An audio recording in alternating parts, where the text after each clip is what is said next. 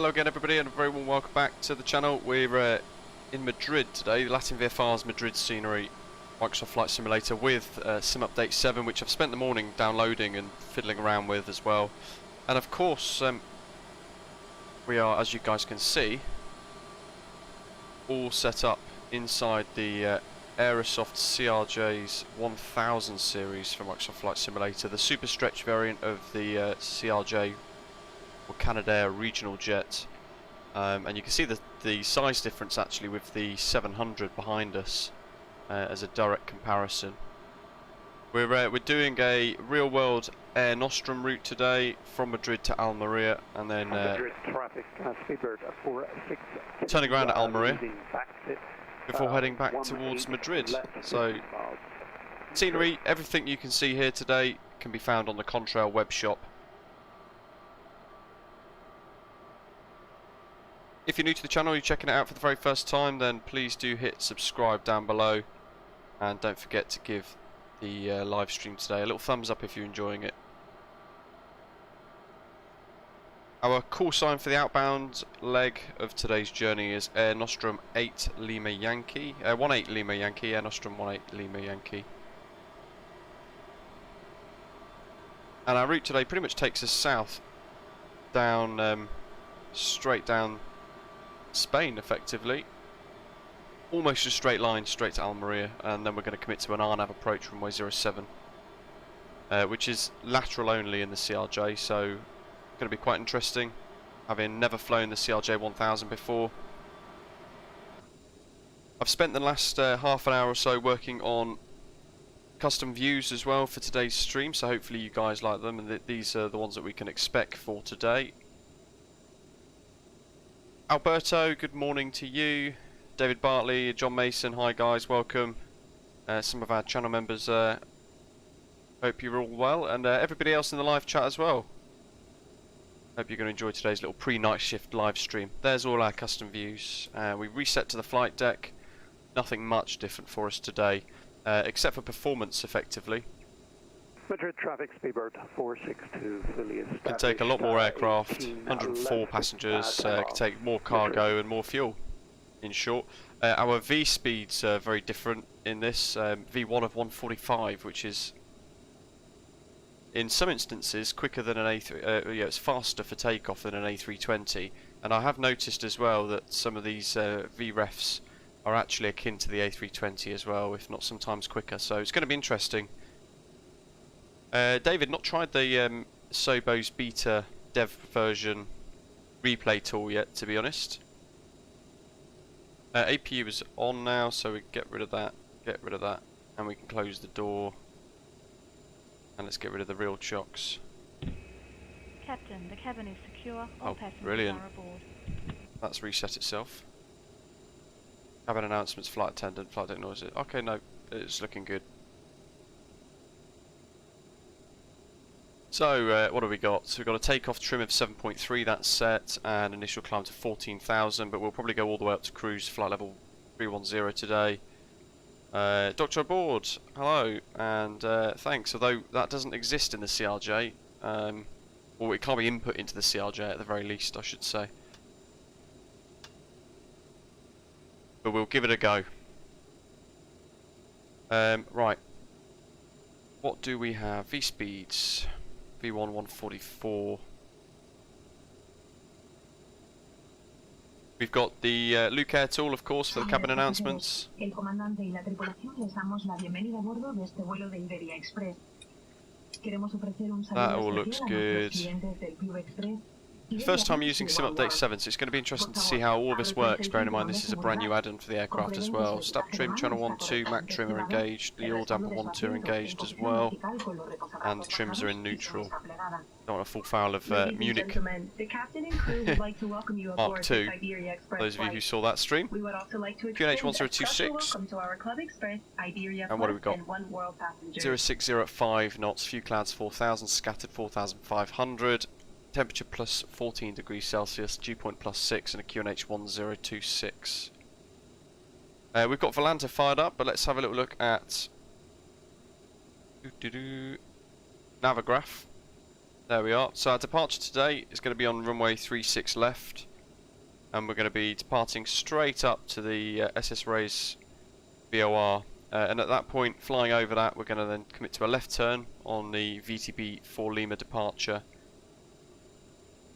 Turning left, left again, back towards the airport, and we're kind of almost overflying one of the runways before then heading south towards Villa Tobas, the VTB VOR.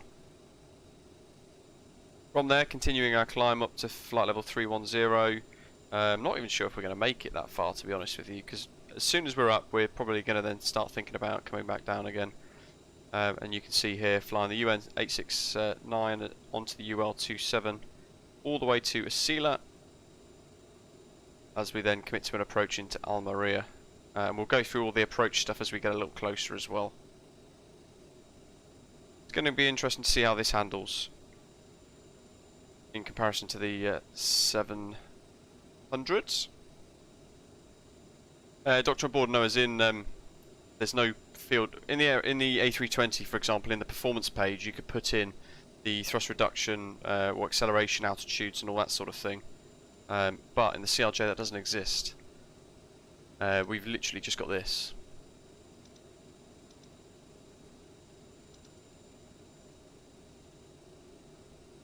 There's somebody on departure already. There is John. He's in a CRJ900 really, so it'd be interesting it's not matched. Who knows? The sim confuses me at the best of times. WMKI ground, hello. Doctor on board saying no pushback needed, but it's a little bit tricky with all this ground equipment in the way. I'm not sure if we can taxi through that in the sim, or if we end up hitting it. I'm quite happy to taxi through it though and just crack on down. Is it whiskey? Right, let's just give it a go. Boost pumps on. One thing I have noticed, and a few others have said the same thing, is the click spots seem to be a little bit different. So depending on what views you've got, some of the click spots can be a little bit offline. What have we got here then? We're on...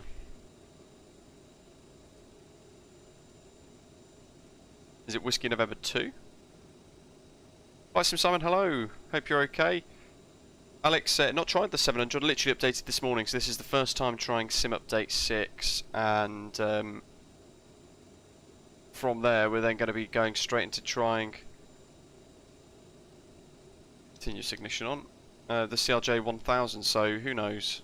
Hopefully, touch wood, he says, is good. Doctor on board, we can't get rid of the tug. Madrid traffic. That's the problem.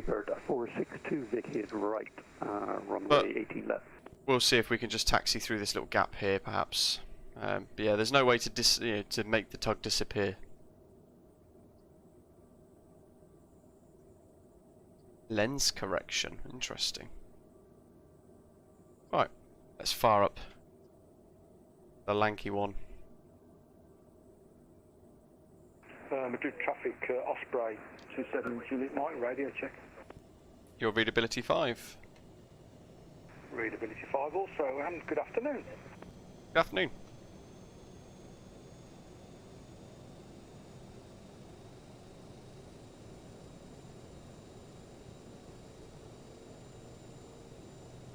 So it's going to be Whiskey November 2 on to Whiskey November 3, then probably Whiskey, Zulu Whiskey, down to Zulu 4. Something like that, he says. There's the first one. We go left engine start now. We've still got continuous ignition on. Let's listen to the outside, shall we?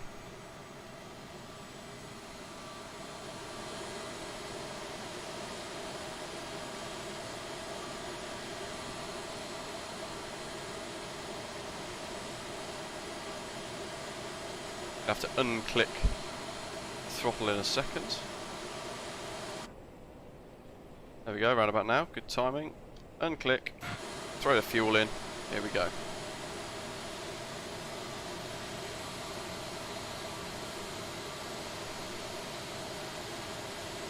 Oh, in Brazil, hello to you. Good morning.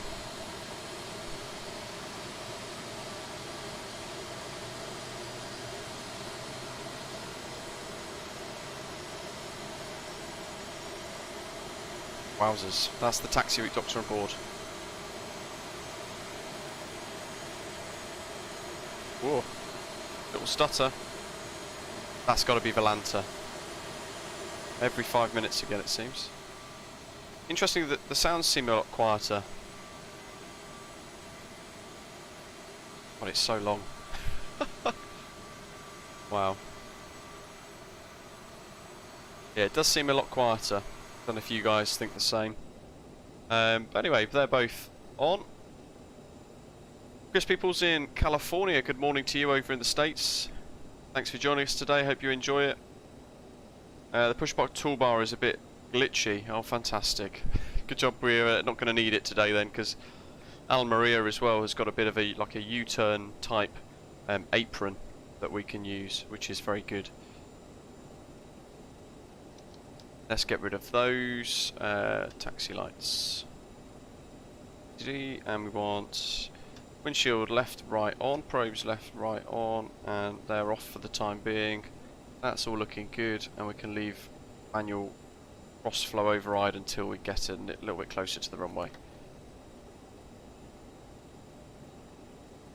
Alex, you're trying to join us. Fantastic. Madrid traffic, Air Nostrum 18 Lima Yankee, stand 408 QNH 1026, taxi to Old Point Zulu 4, runway 36 left, fire Whiskey November 23, Whiskey 4, X-ray 5, X-ray 4, Romeo 3, Romeo 2, Romeo 1. That was a mouthful.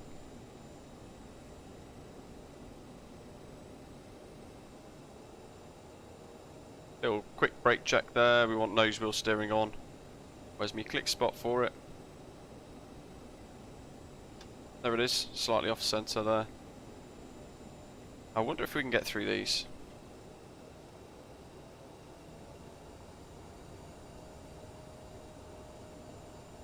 That's something that's worth putting on the forums actually, having some sort of way that we can disable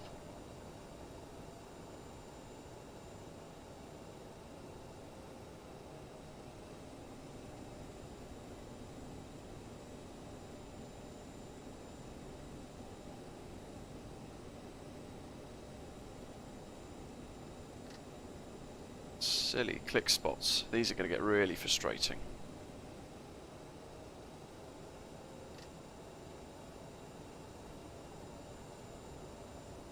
Into traffic, Osprey 27 Juliet Mike, stand 406. Chris, hello, really good, thanks. Runway 36 left, on point Zulu 4, by Whiskey November 2, Whiskey November 3, Whiskey 4, X-ray 5, X-ray 4, Romeo 3, Romeo 2, Romeo 1, Zulu 4. 27 Mike. It's just such a silly amount of taxi. It could just be Whiskey November onto Whiskey 4 or something like that. I mean, whiskey should just be whiskey. It is a maze of taxiways at Madrid, though, to be fair. Safety demo for Air Nostrum.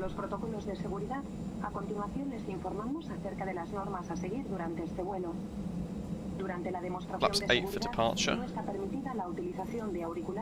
Oh wow, where are the click spots for these? Slightly up from it. Good stuff. In line with safety protocols, we shall now inform you of the procedures to be followed during this flight. During the safety demonstration, the use of headphones or electronic devices is not allowed. Please give us your full attention. El cinturón de seguridad debe permanecer abrochado siempre que la señal luminosa de cinturones esté encendida. Se abrocha y desabrocha como les estamos mostrando. Seatbelts must be fastened whenever the seatbelt sign is on. Seatbelts are fastened and unfastened as we are showing you now. En caso de tener que realizar una evacuación, se iluminarían los senderos fluorescentes del suelo guiándoles hacia las salidas de emergencia. Si esto ocurriera, abandonen el avión dejando su equipaje de mano a bordo. Should an emergency evacuation become necessary, floor level lighting will illuminate and that's a bit of a hill. Who's got Sim Update 7, sorry, already installed, ready to go? Have you had any particular issues with it? Oh, come on, up the hill, let's go. Wow, that's like 70% M1. Jeez. On this aircraft, there are 8 emergency exits. 2 Come doors on. at the front of the cabin, 2 doors at the rear, and 4 emergency windows over the wings. All of them are clearly indicated by an exit sign. Los chalecos salvavidas están situados debajo de cada uno de sus asientos, pero no deben extraerse a menos que se lo indique la tripulación. Life jackets are located under your seats. Please remove them only when indicated by the Whiskey cabin 4. crew. Para su Chris, colocación, really good, thanks. I'm on night shift in a couple of hours, so little pre-night shift live stream. Cierre delantero y tire del extremo para ajustarlo. Slip the life jacket over your head, pass the straps around your waist, attach the clasp at the front and tighten it to adjust. Might as well give the new CRJs a test run using the absolute longest one that they've released. En caso necesario, el chaleco también puede inflarse soplando por Theory el there, tubo of course, lateral. being that Pull on the red everything plastic else is tag to easier. inflate it, but never inside the aircraft. If necessary, the life jacket can also be inflated by blowing into the tube. En caso de pérdida de presión de la cabina, se X-ray. abrirá automáticamente un compartimento situado encima de sus asientos que contiene las máscaras de oxígeno. Si esto ocurriera, tiren fuertemente de la máscara, colóquenla sobre la nariz y la boca y respiren con normalidad. Ross, have you checked inside accessibility and then a user experience or UI or something? There's two In the seat pocket buttons in in front there. of you, you will find the safety instruction card with details of the rules and There's instructions for fantastic use of electronic devices during the different scenery phases of the from flight. We strongly suggest you LatinVFR. consult it before takeoff. Por favor, consúltenos si tienen cualquier duda. If you have any questions, don't hesitate to contact us. Thank you for your attention and enjoy the flight. Leonardo, yeah, that's the one. Good timing there. Ghost Team, yeah, sadly I can't talk about it, I'm afraid. Jay, yeah, I've still got DirectX 11 working for us today. I'm not really that bothered about DirectX 12. If it's just been released for the purposes of us kind of testing it for a SOBO, then I'm not going to be using it. I don't think. I know Fly-by-Wire have had a couple of issues with it as well. Yeah, not ideal. A crosswind for departure today of 6 or so knots. And that's going to be interesting to see how this handles in comparison. LatinVFR do need to update the A380s down the bottom there because BA have bought them back now.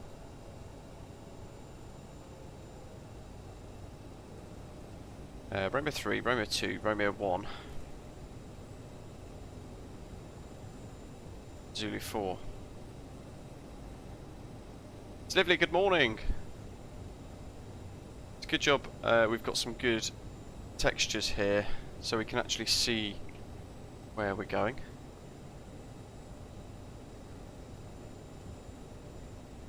Romeo 1, Romeo 8.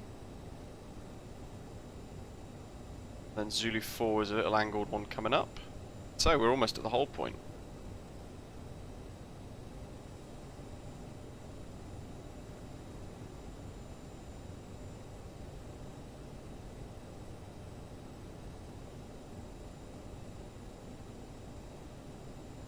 Madrid traffic, Air Nostrum 18 Lima Yankee lining up runway 36 left via Zulu 4. We know it was clear.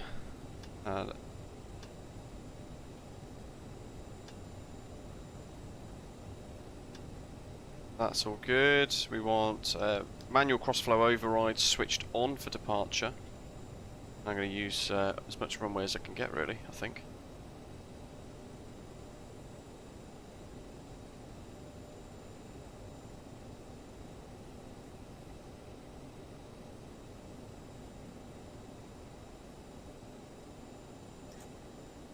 Leonardo, I think so. Although this is literally the first time I'm trying Sim Update 7. So to be honest with you, to be entirely honest, I don't know. I've not actually. You guys are seeing my first attempt of actually using the sim post update. So and that is with an aircraft I've not flown before as well. This 1000 series, which is all very good. Interestingly, the fog looks fantastic at the moment. There's John in his CRJ1000.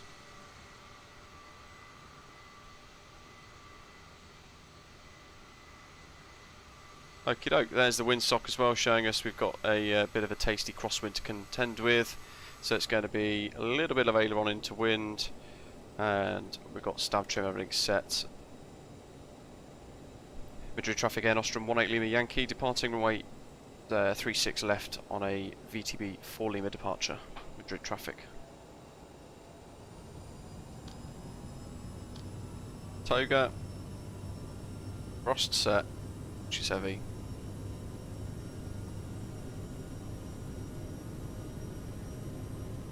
That's not annoying at all. Probably close the APU valve. Good old multitasking. 80 knots. Wow, yeah, the engines definitely seem a bit better now because they don't seem to be overpowered. I mean, look at how long it's taking for us for this takeoff roll. Wow. V1, rotate. Straight into that bit of crosswind there. There we go. Try and maintain that extended centre line. You know what I did forget? In haste, toga.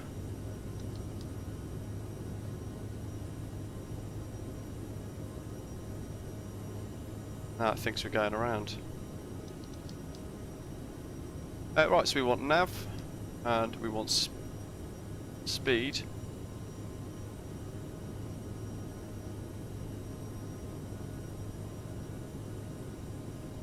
God, the click spots. Madrid traffic, Air Nostrum 18 Lima Yankee, airborne 3,500. Left turn coming up, and we're away. Manual crossflow, override, switch that off now. That's all on, recirc valve, everything's on as well. We can disarm the thrust reversers left and right.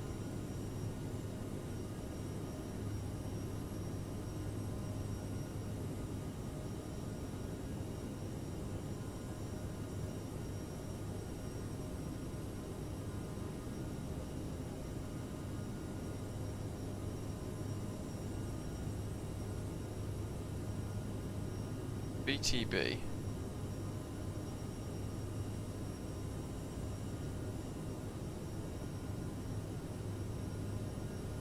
Oh, I've lost my charts. That's the 5 Lima. Where's the 4 Lima?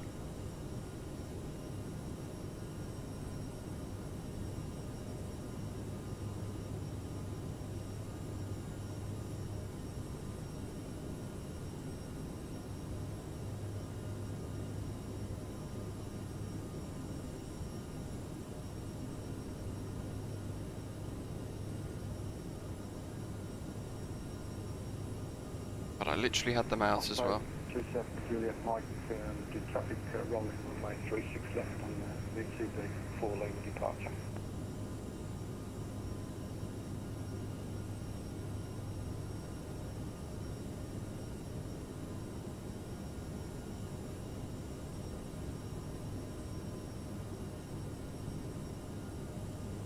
God, where is it? BTB 5 Lima, 2 X-ray, 2 November. Right, literally can't find it anymore. I had it up a minute ago as well. Oh well, good job it's got it all in there. Zogmeister, hello! Look at those for clouds. Let's accelerate.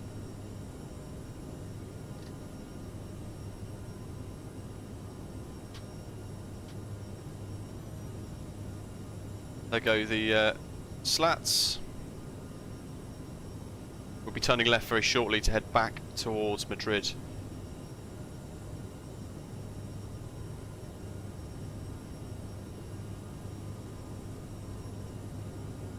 Oh, fantastic. Do you find that the replay function is stable, or are you finding that actually it's a bit clunky in places? Wesley, thank you very much. Member for 11 months now. Sometimes my genius generates magnetism. Silver frequent flyer, tried doing my route and route. Yep, I have seen your route and route suggestions. I'm getting some content requests actually from developers, which we're trying to balance at the moment too. Hola, buenas tardes. Soy Sara Martín, sobrecargo de este vuelo que realizamos el código compartido con British Airways. En nombre del equipo Iberia, el comandante Antonio Villares y toda la tripulación, deseamos que disfruten de visitamos. Oh, the clouds look fantastic. De productos en la edición primavera-verano de la carta menú que nuestros clientes de turista encontrarán en el bolsillo delantero de sus asientos. Infórmense y aprovechen los menús de ofertas que les permitirán disfrutar de más productos a mejor precio. Let's get right up to cruise 31. So far, 31,000, job done. We want to go. Okay, this is really, there we go. That can get frustrating, I think, if they, click spots of that out. That's going to get a little annoying. Unless they fix it, hopefully they fix that nice and soon. I think it's quite important that they do so. So, Madrid Airport should be right down below us now, he says.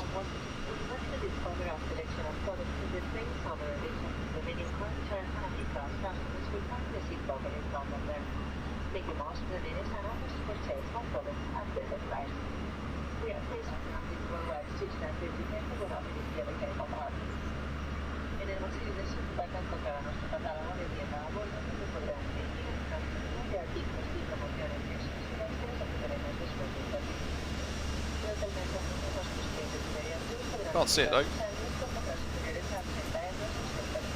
Ah, there she is, look at that.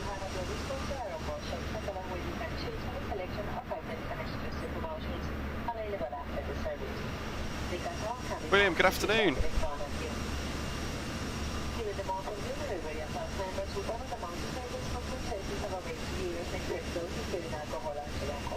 So we're literally lining up with this runway here, in short, and that is where we're going to progress on the SID, basically all the way to Almeria.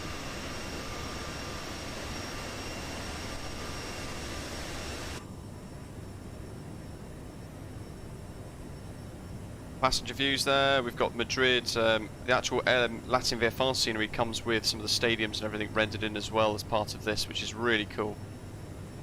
And there's some of my custom views from earlier. Let's see, what have we got here? Little tickler of the wing and the runway down below. Oh, we're turning that way, are we? Let's go to the other side.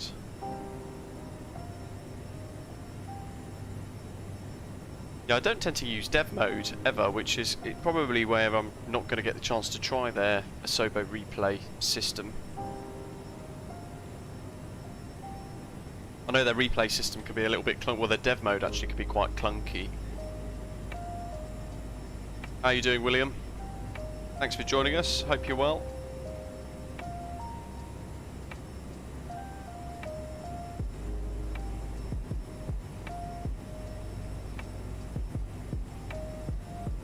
Probably turn the lights and things off as well, but I'm enjoying the views.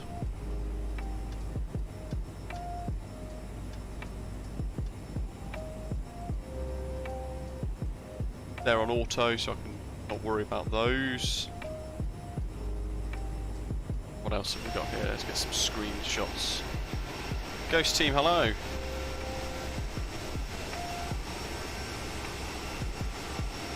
Glad you're enjoying it. Who's got the Aerosoft expansion actually, the 900 and 1000? If you've got it, are you enjoying it? What are you finding to be the difference between the 1000 and the 700? I mean, for me, the takeoff run, as you guys saw there, was a lot longer. So it was as if the engines were not struggling, but you could definitely notice the fact that there was a power difference. Look at that.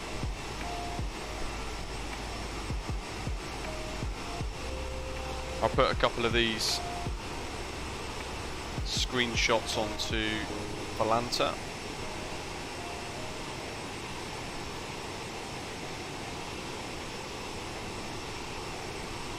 Ghost Team, yeah, they were set up inside the sim. I actually downloaded a custom view package that's on flightsim.to for the CRJ. When I installed it about an hour and a bit ago, and I booted the sim up to fire it up and sort of have a little look, it completely broke the Aerosoft CRJ. So they, I don't know what they've done, but they basically broke that custom view file that they put onto flightsim.to. So I ended up there. David A, actually, one of the channel members, saved me via Discord, sent me the default camera views again. Then I spent about 20 minutes setting up my own custom views. Let's do a bit of lighting inside, shall we? And those displays up.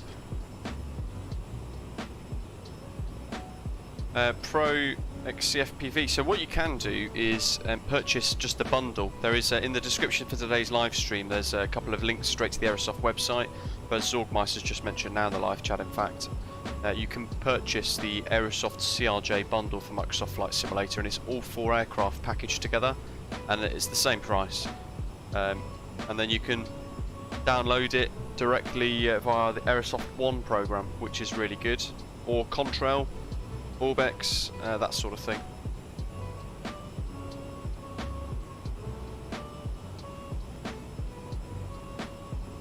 To almost 26,000 feet already. That's really good.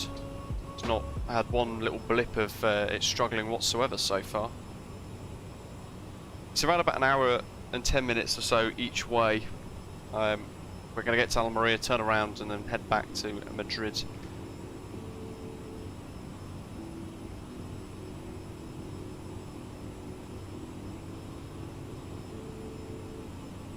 Pro, yeah, don't get me started with that. I've not done any testing for Flabberwire for a little while now. I'm just finding it really difficult to keep up with.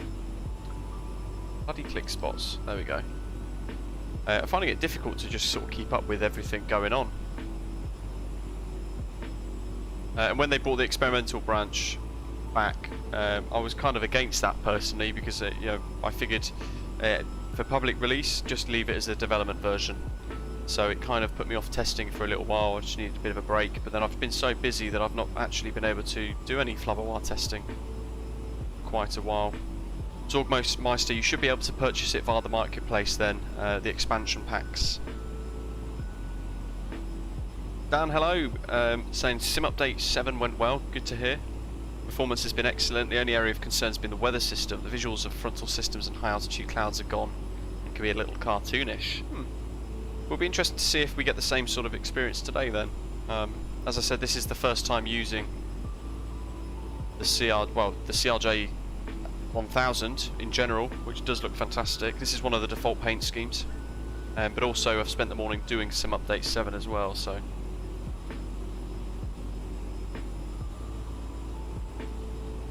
Ghost Team, they did mention that when they released the original CRJ packs.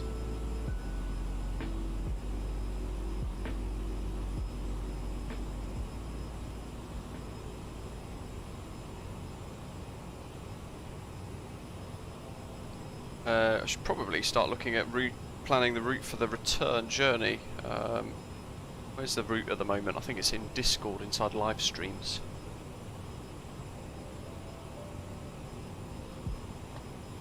Doctor on board, of course, has been doing the route planning again, as he usually does. And he's obtained real-world routing for the flights.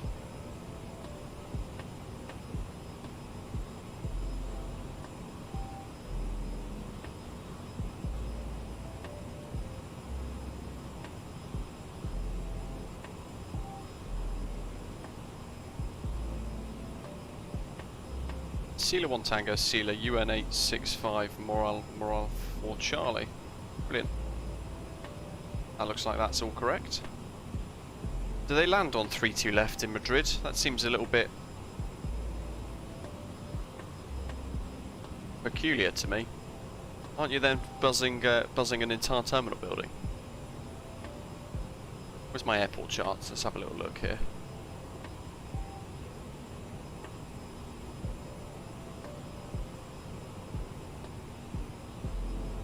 Oh no, it's landing on 3-2 left. Gotcha. That makes sense. Zorgmeister sim brief can be a little bit hit and miss. So I might as well use all of runway 32 left, vacate right at the end, and then just head across to the to Terminal 4 on the return to Madrid. That's quite a good way of doing it, I think.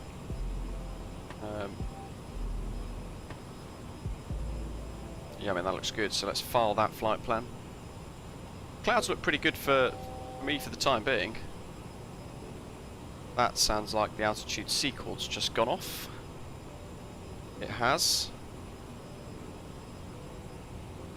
So we've got the throttle now.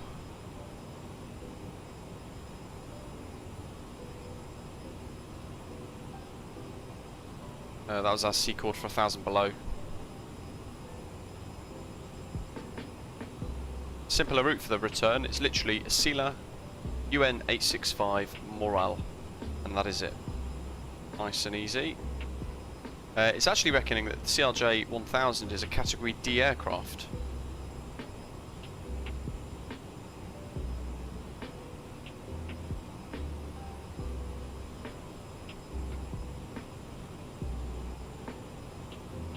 There's the return file ready to go.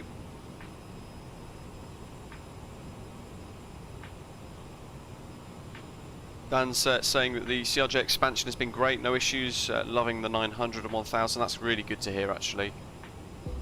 Let's go up a little bit, look at that, 160 miles to go pretty much. There's our top of descent marker, Tinec, between Tinec and Vivas. We've got a top of descent. Oh, hello.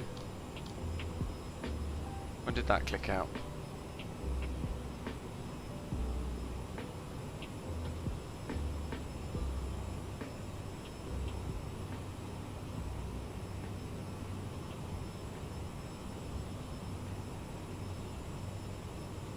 Thomas, hello to you. Hope your day's been going well.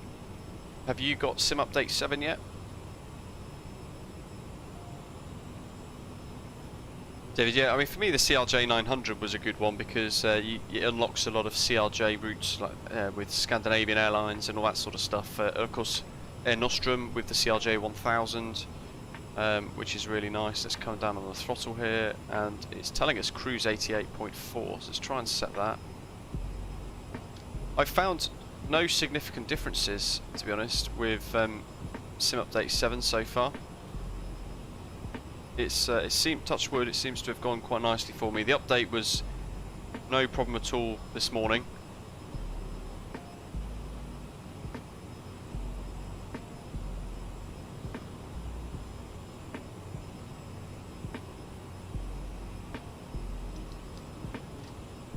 There we go. Oh, that is Mach 0.80. Good stuff. So that's going to hold there quite nicely. We're 0.2 away from the recommended cruise thrust setting there, but that's fine. I think these clouds look pretty good. We're on live weather.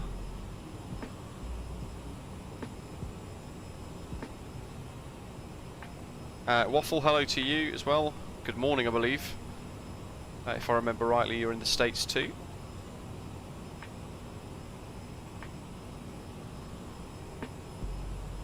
Benny Hill, background music not needed so far. Yeah, you're right there, John.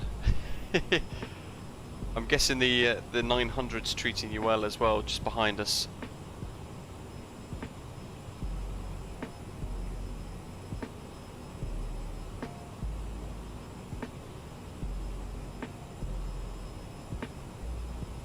Waffle, I'd probably turn the sensitivities down quite a bit to make the stick a bit more sluggish. Create a second profile for the 747 perhaps.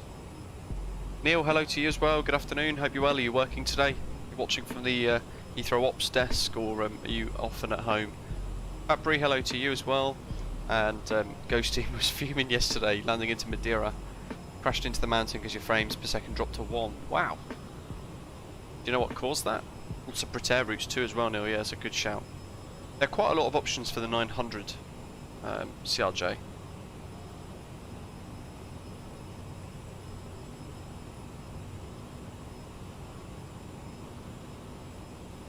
I'm hoping at some point in the near future we're going to be able to bring you guys some Osprey liveries as well. Osprey Regional, the channel livery, channel call sign that we use, of course, most of you will know.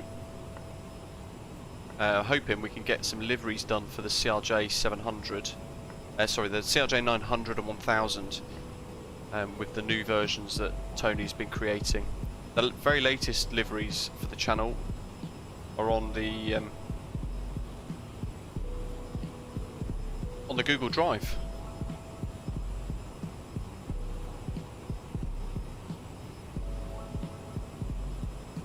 Waffle, if you remind me when we get all the way back to Almeria, sorry, when we get all the way back to Madrid at the end of the return, I will show you.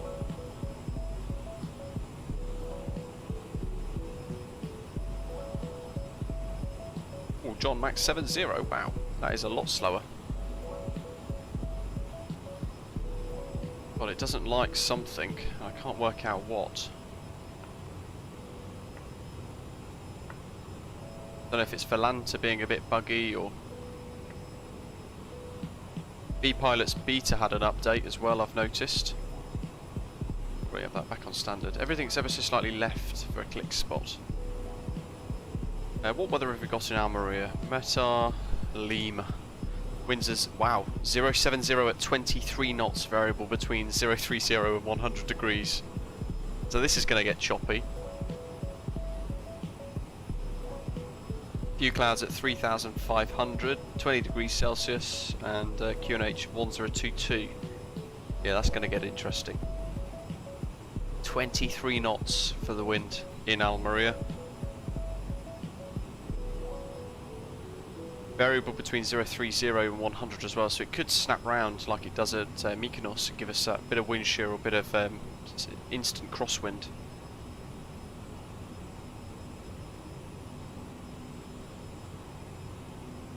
Ooh, waffle. It's probably going to be about an hour and a half's time, 2 hours time,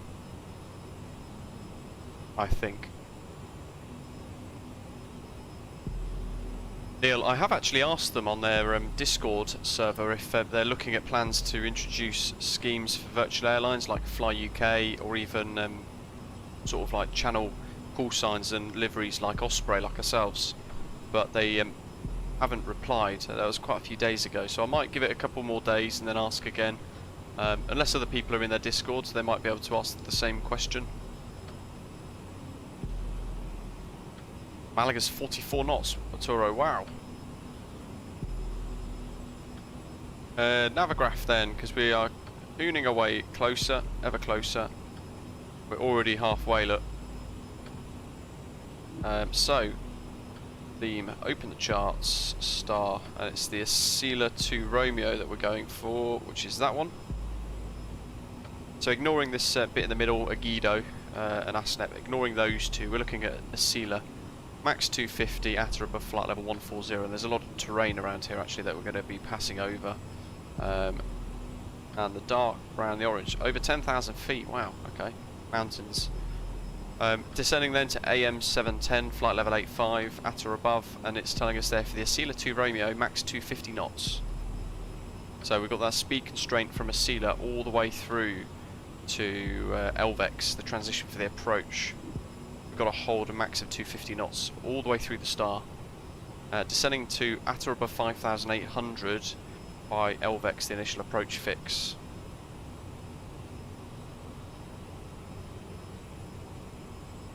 Airport elevation of 70 feet. While I remember, we'll set that on the overhead in a second. RNAV Yankee is what we're going to be focusing on today. So LVEX, and then heading into Alpha Mike 11 Whiskey for the final approach. Heading 074 degrees, or a course of 074 degrees down to the runway. What have we got here? Pretty much a 3-degree glide slope from 2,200 at Alpha Mike 07 Whiskey, which is just there. We're category D. And LNAV VNAV in the CRJ I don't think exists, but does it on the CRJ1000? You know what, it may well do so. But failing that, we've got LNAV there, LNAV only, RNAV approach, MDA of 540, so let's set all that data. We're going to go with 80 feet in the overhead, it's already set to 0, so...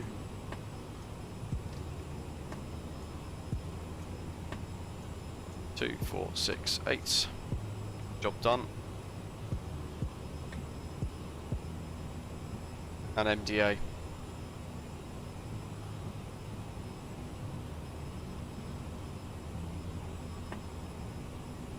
Rid of that, we don't need those. MDA, click that across. It's 500 and something, wasn't it? 540. Nice round number. We can actually set that correct figure as well. 540, there we are.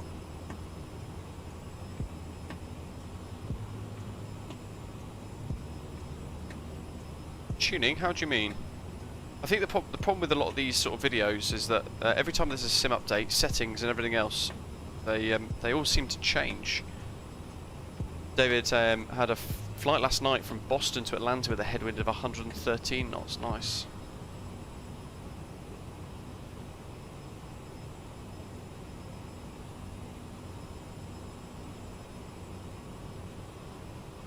Thomas, it's a lot heavier, a bit more sort of clunky. The takeoff roll, if you saw that, was actually quite a lot longer as well. But otherwise, really nice. The proof is going to be on the approach. We've got that really strong wind. What was it? 23 knots, and it's variable from a crosswind to a headwind. So that's going to be the real test, I think, for this CRJ1000. And it's an RNAV approach. CRJ1000 RNAV. I'm going to throw it through Google, I think.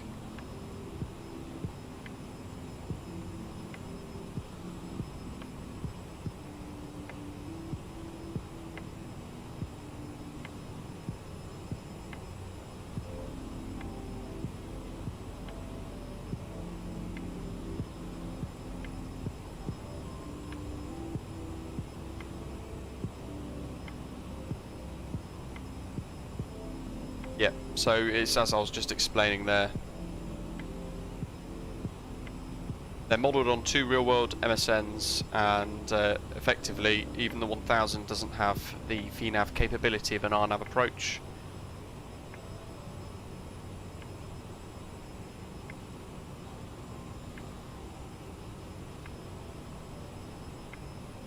But new CRJs can have it all installed.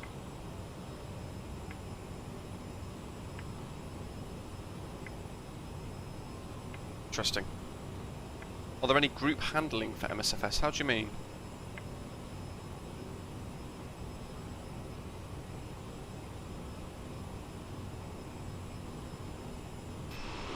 Oh, good to see they haven't fixed the drone camera doing its random little tilty thing. John's hooning around behind us as we spatter some contrails behind the engines.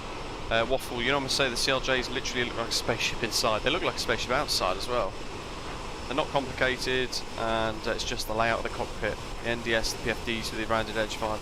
Yeah, I really like the CRJ, and this CRJ1000 is potentially going to overtake the 700 as my favourite. Wow, so the best way to summarise it, try not to get confused between RNAV and LNAV because they're two entirely different things, but an RNAV approach is basically like a GPS approach. That's probably the best way to describe it.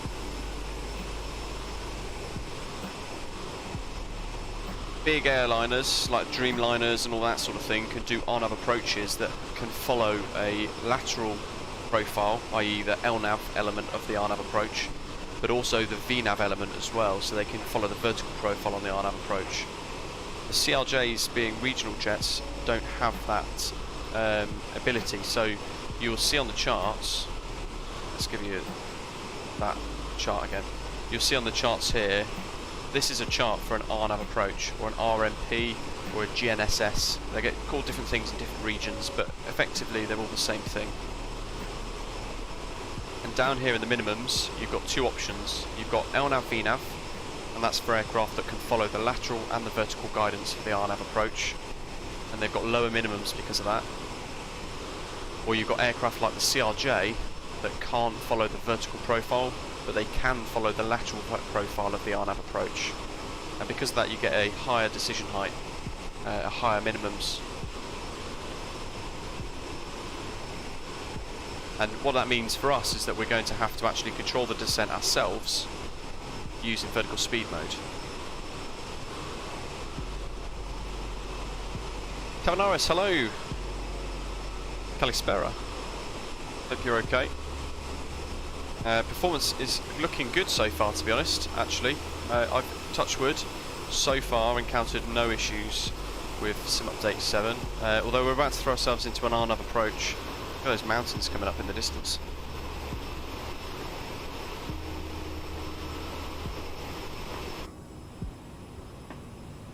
puff of descent coming up, so I need my approach charts.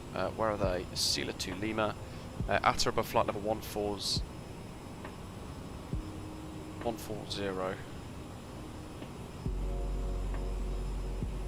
Top of descent, there's our advisory VNAV. Top of descent in 21 nautical miles. 20. Leo, is it just for me that when I use external view I can't see the speed, flaps thing, etc.? Check inside your settings, there's a user experience button, and what it can do there is change, you can toggle the heads up displays on or off effectively. Let's go to flight level 140 for that, and I'm going to cheat, I'm going to put in 1022 here. There we go, so that's our local QNH at Almeria set ready. MDAs are set as well. Leonardo, yes, you can do the full RNAV in the A3 in the fly-by-wire, so you can do LNAV, VNAV approaches, although I'm not sure if... I'm not sure actually if that is what... I don't know if it's ready to do that yet. So Orgmeister, now that's a good question. It'd be interesting to see what Asobo's say in response to that being thrown at them. Perhaps this was the point at which Microsoft Flight Simulator was supposed to be released properly. Or perhaps Sim Update 6 so they could win the award. I'm not sure. It's very possible though. Is it possible Asobo will ever fix the landing gear on touchdown? It kills the vibe every time when the landing gear never flattens. Or can it be fixed by the devs of an aircraft? I think it could be fixed by the developers of the aircraft. Do you mean the gear tilt? You see the aircraft coming in? Because I know there are a couple of aircraft that do that.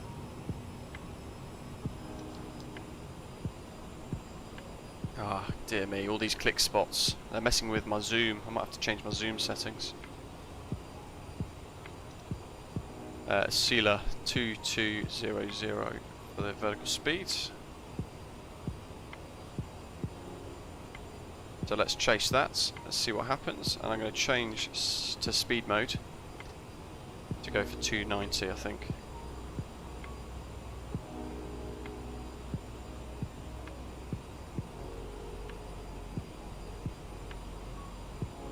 Press rules, hello.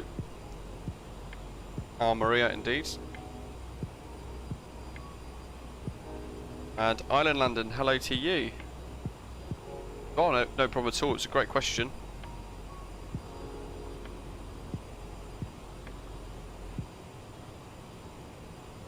Let's drop this throttle back a little bit. I was reading on the forums there was some issues with reverse thrust from Sim Update 7, but I tested this just beforehand on the ground in Madrid. I sort of tested the reverse function. It worked absolutely fine, so not entirely sure what people mean with the issues that they may have encountered there with that.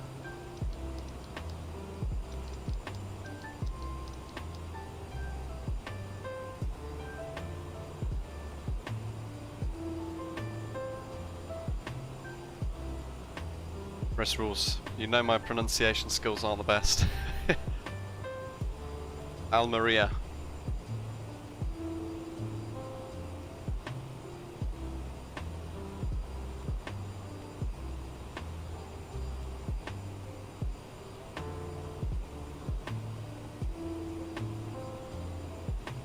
Down we go.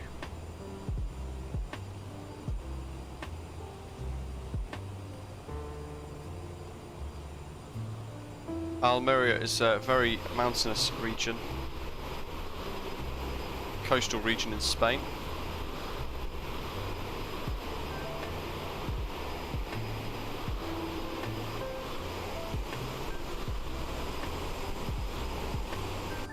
RF, hello to you as well. Welcome. Hope you're okay. We're chasing the ball and the snowflake here at the moment. Snowflake's advising actually we're a little bit above. What's that suggesting to us here? 1,900 now. God, these click spots are going to get really frustrating if they don't fix them. There we go. Let's get back on that profile a little bit.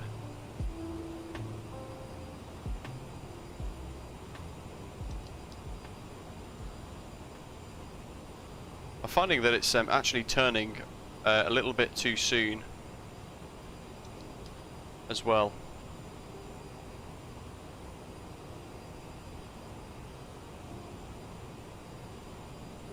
Ah, Dwyle, okay, I gotcha. Flight Recorder does that sometimes as well. It doesn't quite get the states of the aircraft correct. 20 miles. Oh, God, these click spots.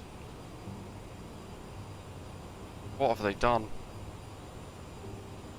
That's really bright. Performance then, not that I can see. Not that I can see. BREF of 138. Let's see.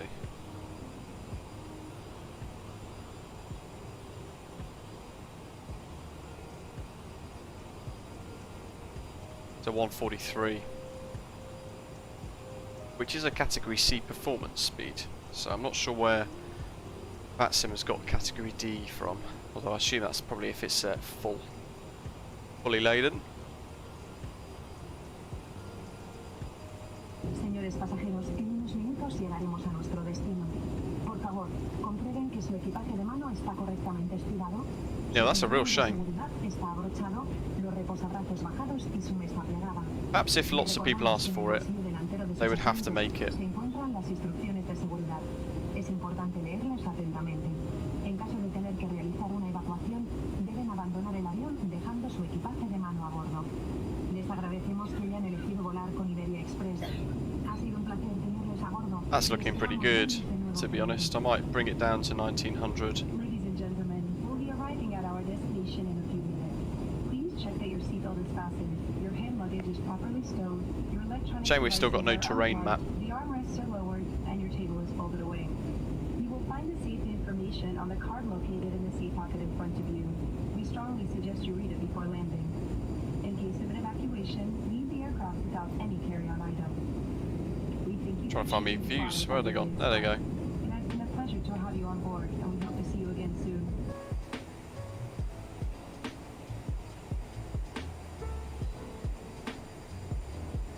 I mean, that looks pretty good.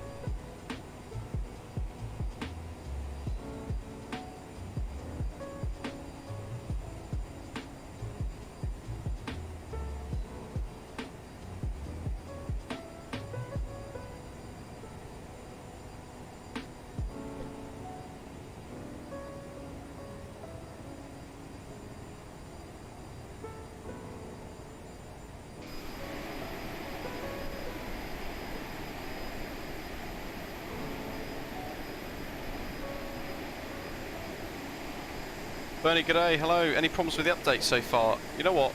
From what I can see, no. And this Aerosoft CRJ1000 is brilliant as well.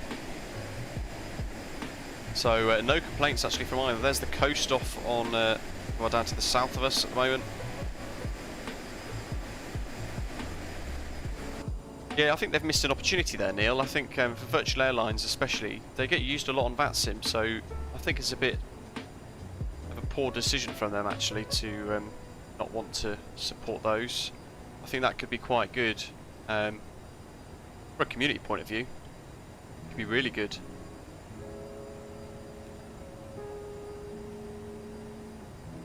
I think what we'll have to do is just create like a separate VMR for virtual airlines as well to have it running alongside AIG, but it's just a bit more of a nuisance than it needs to be at the best of times. So this is actually the peaks of the terrain right in front of us, and then we're going to be braking off to the right, and then we're flying over these peaks here over this terrain, and by that point we'll be descending down to flight level 85. Interestingly, some of the terrain will be 500 feet below us at that point, according to the charts. It doesn't seem all that safe for a real flight. Tiny bit more throttle. So what have we got? Thrust reversers left, right are armed, and we've got nose wheel steering is armed as well. That's all looking good. We've set the cabin pressure elevation for the landing. And there goes alt capture. Let's bring a sealer in. Oh, it's froze again. Swedish, I believe so. Although I've not, I think for the CRJ900 there is, but not necessarily for the other aircraft, the 1000. I'm sure give it a couple of days there'll be some on flightsim.to. I have seen one for an SAS CRJ900 and flightsim.to.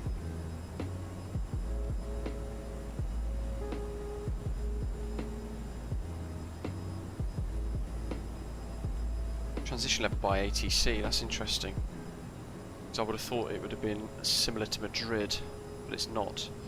Right, down we go to 8.5.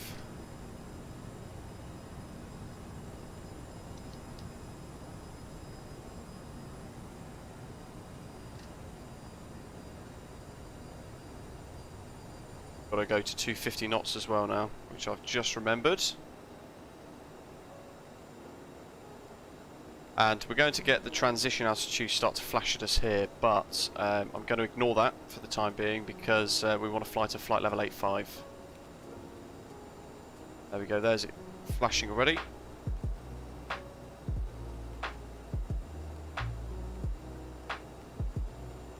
It seems to like to take the wide arc and kind of cut the corner and then fly away and then head back again, which is a little bit strange. And I can't really work out why it's doing that.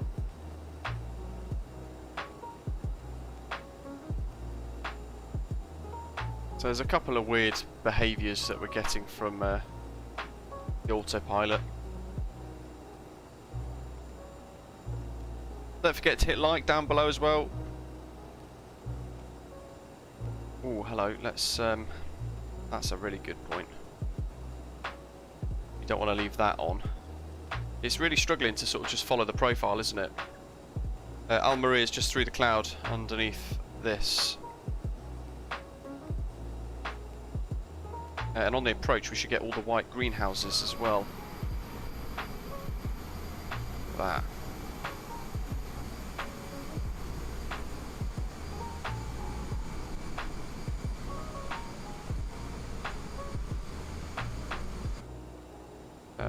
We probably want more descent.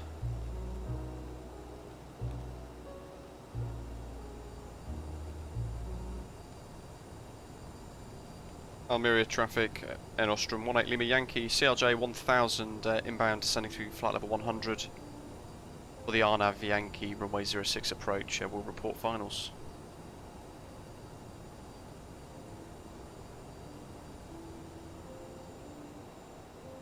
At 5,800 now, we've got to keep going down.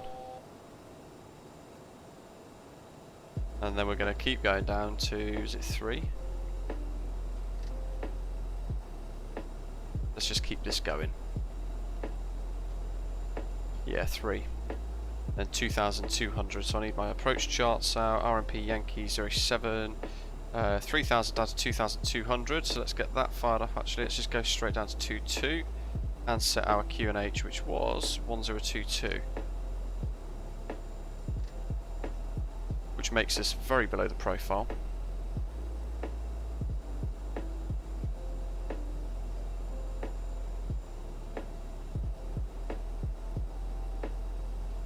And we'll go sterile. Bernie had a chuckle landing at Sydney using FS Realistic, got a nice round of applause. Good stuff. Glad you're enjoying that. That's showing now we're going to be... Well, the snowflake keeps changing, but the best thing not to do is just to chase it. I'll try to vacate at Sierra 3. There's no gates at Almeria, interestingly. There's all the white greenhouses that I mentioned. That's actually looking pretty realistic, to be totally honest with you. There's a huge region, and then Almeria is off over in the distance where there's more greenhouses. So again, there's the runway. That's pretty good, actually. It's to be said.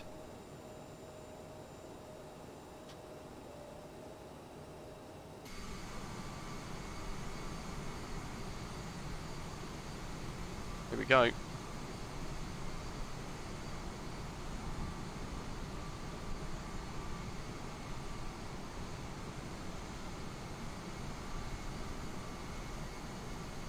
First landing in the Aerosoft CRJ1000. Reese, it doesn't follow a vertical profile, no. It doesn't have that ability. Similar to... Interesting. Similar to the real aircraft. Take your eye off it for 1 second.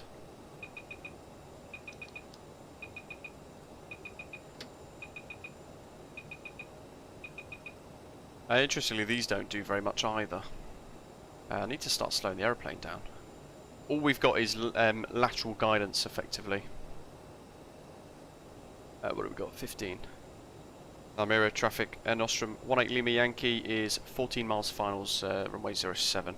Almeria traffic. Bloody click spots. 074. Set that. We've got 27 knot headwind at the moment. QNH 2022, that's correct. It's a wonderful aircraft, Bernie. Settle. Though that doesn't seem to be. Where's the click? There we go. Again, another click spot issue.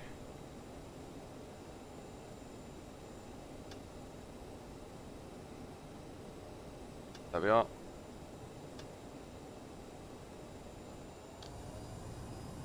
That drops off very quickly.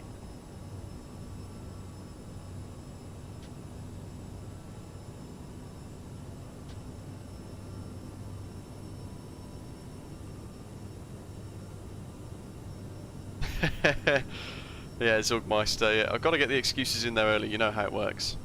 What have we got here? 143.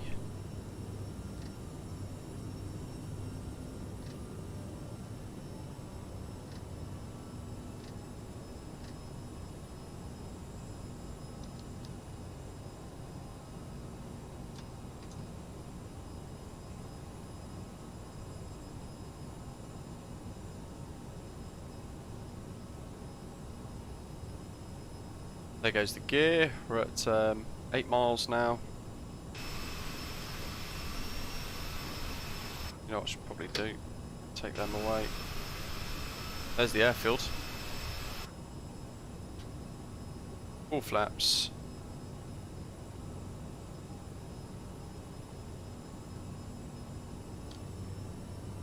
Wow, using a lot of throttle to try and just hold speed at the moment. Missed approach, it's a climbing left, right turn all the way to hold at Molov. Down we go.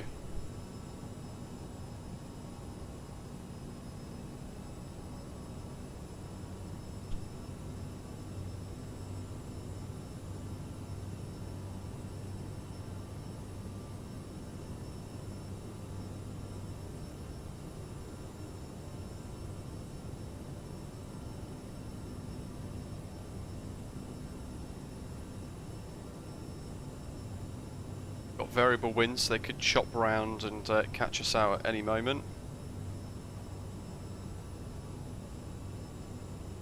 Thrust versus left and right arms. Got the trim set nicely for this approach actually as well, I think, to be fair.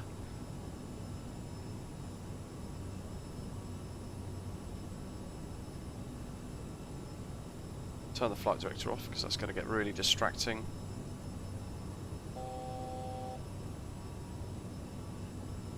And it wants to hold at 4,000, so let's get that ready just in case. Or it's quite a scenic approach in real life. Oh, there goes the speed again. I'm having to use like 75 to 80% N1 just to hold.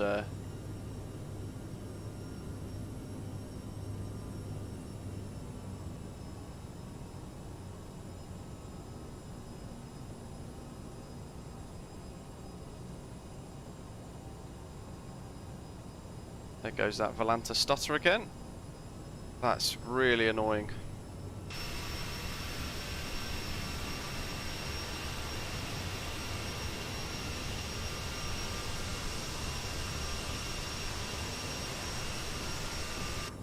Quick screenshot because I noticed the aeroplane's pitching up there because of trim.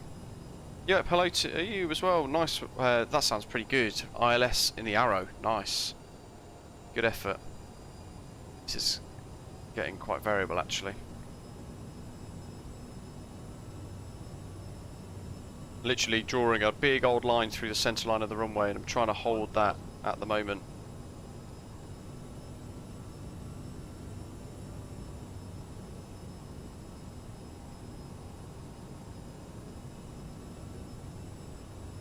Speed brakes, no. They're armed. Not armed, sorry, they're retracted.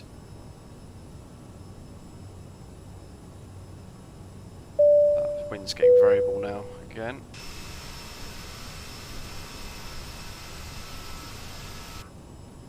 It's a shame I can't just have it fly in ILS. We'll get some good screenshots into Madrid, I think. 2 red, 2 white, we're looking good anyway, it's stable, even if the wind is a bit choppy on us.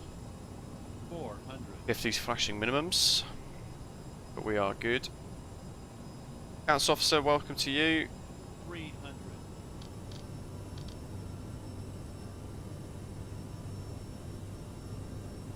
200. There's some freeware scenery here. 100. 50. 40. 30. 20.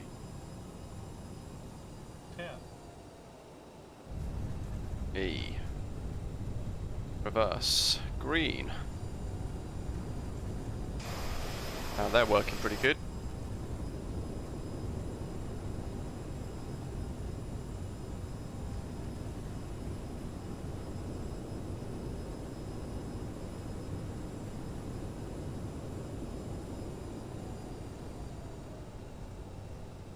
Jake, is an entirely personal choice. Can't force you to stay, of course. This isn't communism. We're down. I mean, that's a reason to stay. The buttery smooth landing. Almeria traffic, Air Nostrum, 18 Lima Yankee vacated Sierra 3, taxi to the stands.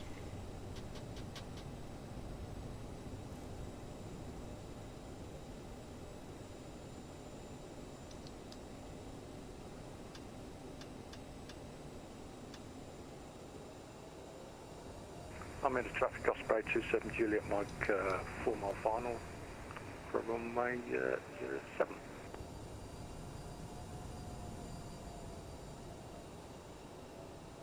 Swedish, thanks.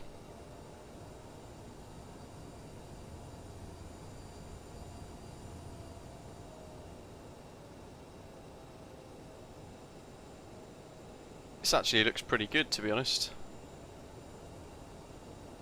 Having flown here in real life, it's probably auto. I don't know if that's an auto-gen building. Bernie, it's a lot heavier. It's a bit more sluggish. Longer takeoff rolls. But all round, great fun. Got to capture John's touchdown now in the CRJ1000. Blasts in on final approach. In fact, there's the lights. So let's quickly get on the centre line. And spin the old camera. We'll have a look at Volanta in a second, see what the touchdown rates were.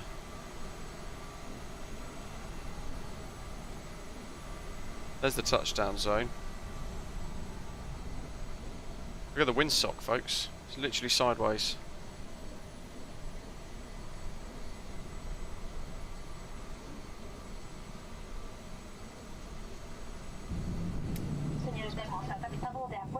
Programado. Por favor, permanezcan sentados y con el cinturón de seguridad abrochado hasta que se apague la señal luminosa de cinturones. Les informamos que a partir de este momento pueden usar todos sus dispositivos. I'm going to hold here so we can watch John's touchdown in the CRJ900. There you go. I can see some lights. I'd like to think he'll appear in a second. There he is.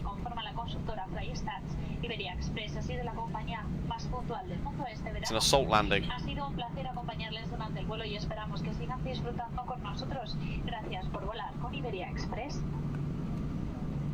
and gentlemen, please remain seated with your seatbelts fastened. The ESILA has been switched off. We would like to inform you that handheld electric devices may be used from now on. Take care one God, that does look quite choppy actually. You can see he's cramming into wind there. We would like to inform you that There's the windsock. Slight tilt, pushing into a crosswind. About maybe 5 to 10-ish knots. Book your flights at the best price at iberiaexpress.com. We are delighted to inform you that according to play stat, the Summer Sugmeister, pretty much. It has been a pleasure to accompany you on this flight. Here he comes. Look at that. God, that's some crosswind.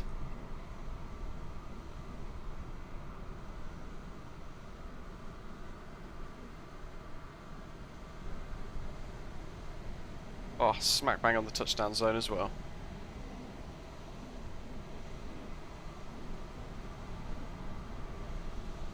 Looking good. Juan, hello. It's the Luke Air Tool on flightsim.to. It's free to download, free to use. He's down. Snap back. Yeah, I did take a wrong turn. I was a bit worried about getting too engrossed in taxiing and missing the touchdown. Been doing so, turned left by accident.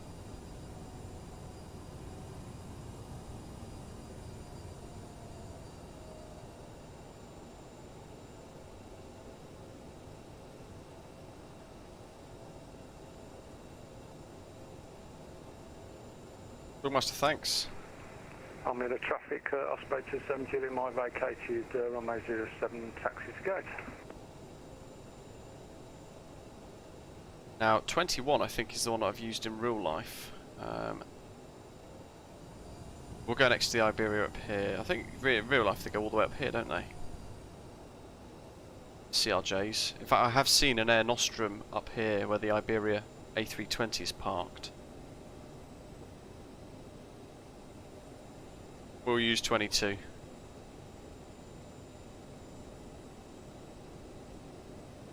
We can park outside the terminal building.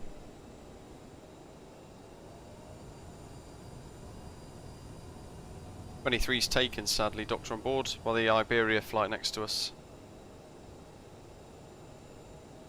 Taxi lights off. APU's available. So in real life, they get a follow me car. Basically follows the aircraft, or goes in front of the aircraft and leads it around this little hairpin.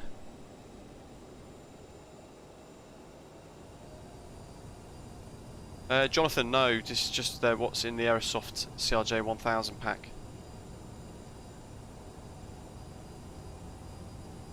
And good morning from the Bahamas. Well, thanks for joining us.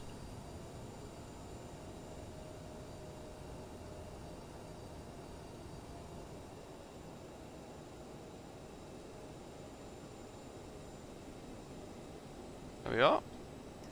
Probably the best we can do. Pretty sure I'll turn those off, but perhaps not.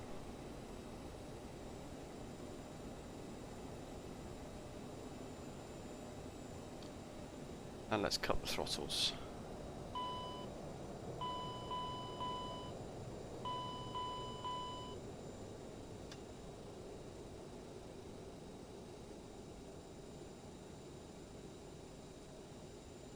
Chocker up. And let's get the door open. Pretty good. Now this is Almeria. Freeware scenery. That does look quite good actually, to be honest. I know they've not done massive amounts of work on the actual scenery itself, but that looks pretty good. There's stand 23 taken up by the Iberia A320. I think that's a static aircraft from memory, if I'm not mistaken. Where does the sim want us to go? Unless that's actually somebody flying back for the return. If it is, that's pretty cool.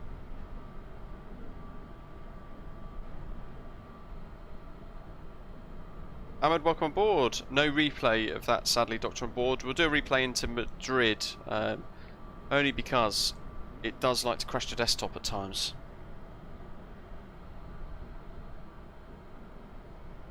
Scenic approach though, I'm sure you guys will agree. Small little regional airport in Spain on the southeast coast.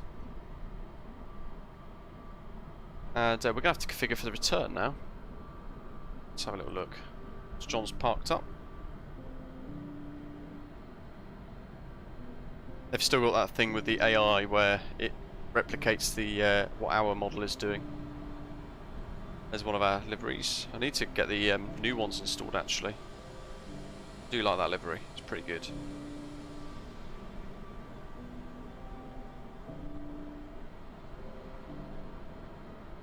Look at the size difference.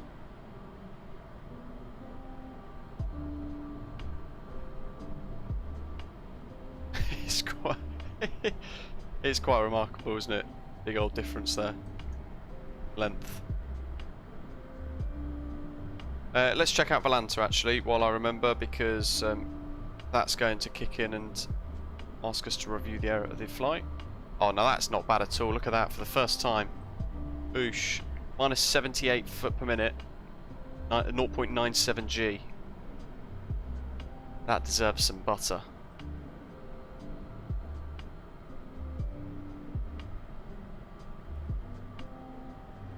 Nice little manually flown approach as well over the water. And that was our route. The way back's very similar actually, but it's more of a... Let's have a look at the map here. Almost more of a... Basically you take the route that you can see on the screen, you turn it 180 degrees, and it kind of looks like that on the return. Happy days. So we go plan a flight, add a flight, check sim brief for the return, and there you go. Want to get the CRJ X-ray, and we can minimise Volanta again for the time being.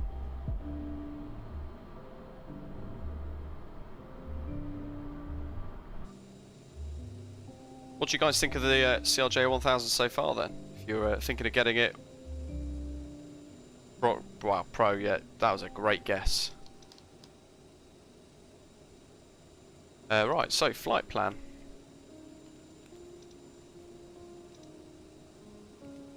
We're now at LEAM. Stand 22.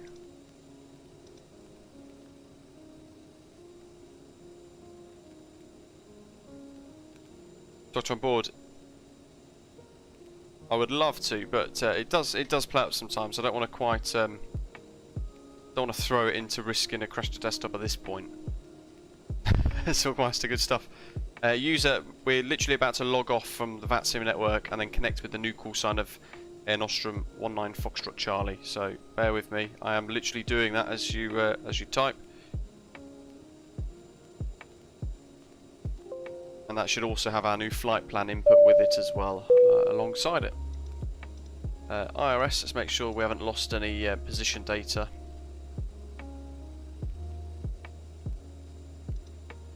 And we're going to go LEAM. Anonymous, welcome on board. John, very choppy approach. It's going to be a choppy departure as well. Destination LEMD, 225 nautical miles. Our diversion is LEAB.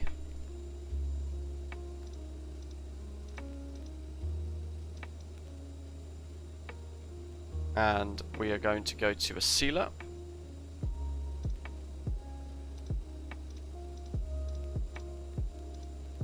And then the UN865 to Morale.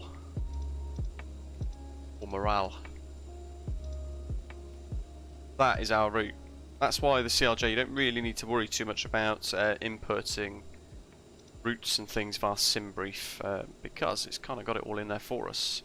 Runway 07, Sila 1 Tango. That one. Out over the water and then back over Almeria. LEMD, Mora 4 Charlie for the ILS. Where does it go? ILS 32 left, isn't it? But is it Whiskey Yankee Zulu? What? Let's have a look.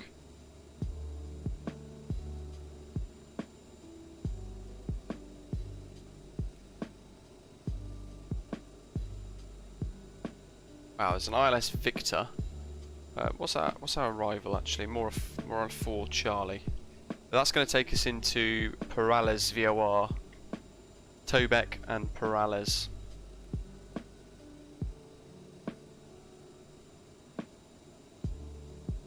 So it looks to be an ILS. Well, it could be Zulu Victor Yankee Whiskey.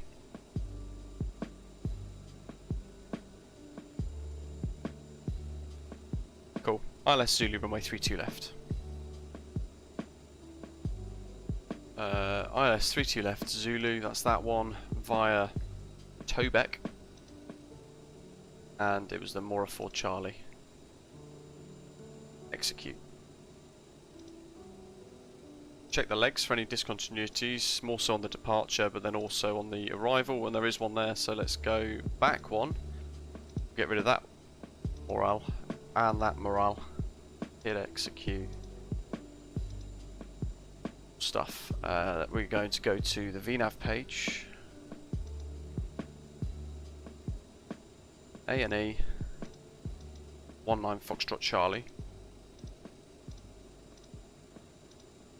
It's not going to let me put it in yet. Cruise altitude, flight level 300. I'll put an alternate of 280. And then we've got to do this bit. Ooh, that's risky. In that page open. For the fuel for the way back, 3785. Sri, hello. We're in VATSIM, and Outdoors SEP asking, is the 1000 just bigger? Yes, bigger, heavier. Pretty much, yeah. You got it.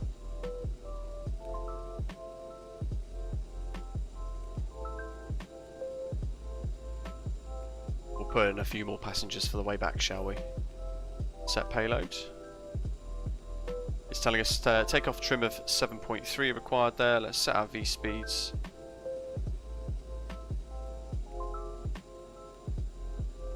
And over here we need to make sure we've set our takeoff trim to 7.3. Like so.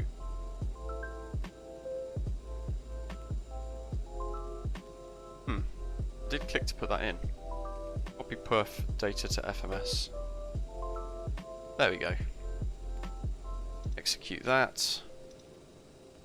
ISA deviation is showing at us 0. Perfect. Adam, no worries. Good afternoon. I hope you're well. I'm doing alright, thanks. Pre-night shift stream, which hopefully you guys are all enjoying. Transition level by ATC. It's going to be like 14,000 or something like that into Madrid, but LEAM.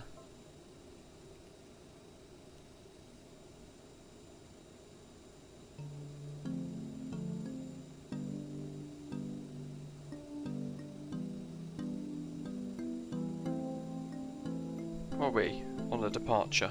ESILA 1 Tango. There we go, got it. Transition altitude of 6,000. Wink. And I'm going to go for flight level 140. For the descent. Perf in it, that's done. VNAV, that's done. Perf here, we go to 46, but I'll probably use Toga for departure, to be totally honest. And then in flight plan, it will probably now allow us to put in our call sign. ANE 19 Foxtrot Charlie. There we are, that's gone in there. And then in the radio page, the little hidden one.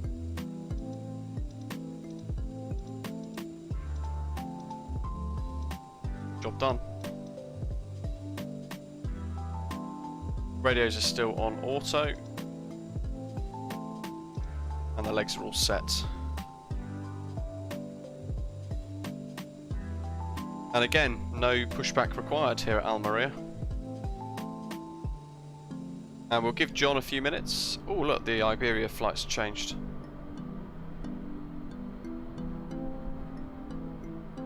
That's definitely somebody flying along. Question is John joining us for the return? We've got an old school Iberia there. Ah, there he is. Speak of the devil. Adam, yeah, we've been working okay actually so far with Sim Update 7. There's an AIG, really dirty looking classic Iberia A319. Yeah, it's an A319. Fantastic. The world's biggest way. Rushing to get back for his siesta. So these, let's see, having actually been here, they could probably do with being a bit bigger. It's either that or the far trucks looked absolutely massive. John, no worries, we'll give you a couple of minutes if you need it. We'll have to get a couple more screenshots prior to departure, I think, today. There we go.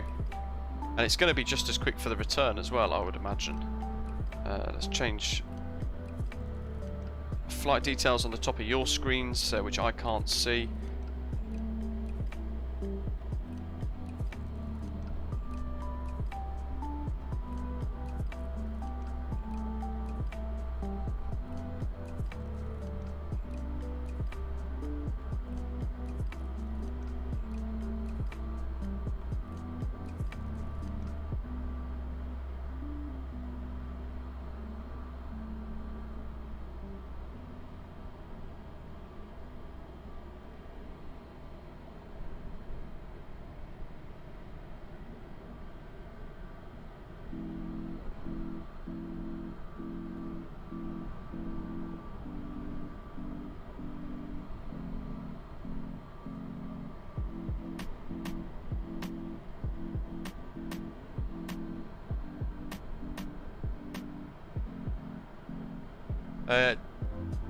Dumbass, I don't know why I show up in an A319 in a retro livery. I'm actually an A320 and not retro, so I think it's just AIG selecting something at random within the Iberia call signs, effectively. But it's nothing too bad. I think it's just the important thing is it's showing you as a Iberia aircraft at least, or trying to. One annoying thing actually from the actual installer is the fact that it doesn't give you the opportunity to choose if you want retro liveries or not. I think that'd be really good if AIG could create that as an option. I'd probably turn most of the retro liveries off, with the exception of the ones used in real life at the moment, of course. We need to look at Navigraph. There's our departure. So ESILA 1 Tango for runway 07, RNAV departure. Max 230 knots, so it's climbing up to 6,000 and then up to at or above flight level 140 by ESILA.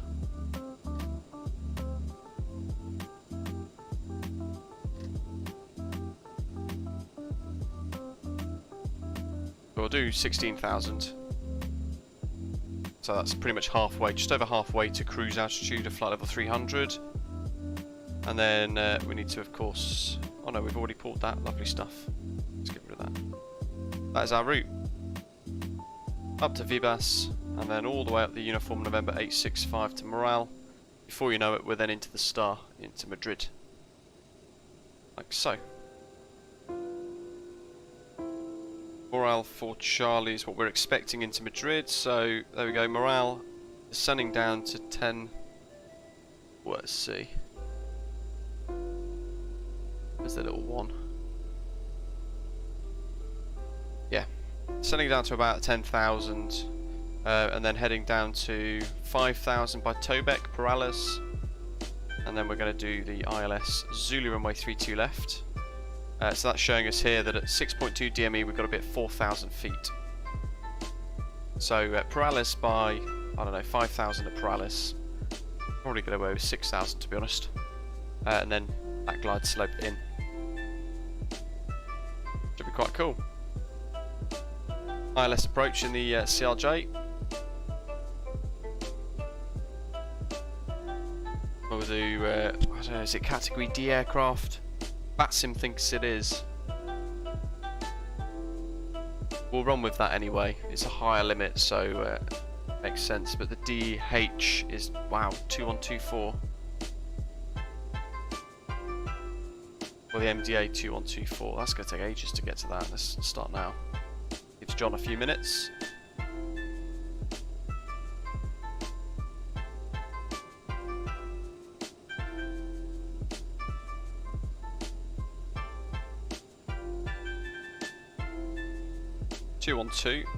But we can't get, so it'd be 2130 because that's the closest rounded up.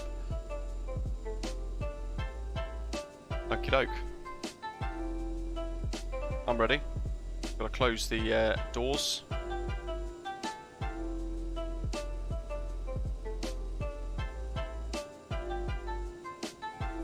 He says, getting the keybinds away. That, we didn't notice that at all. Probably close Navigraph. John's ready. Fantastic.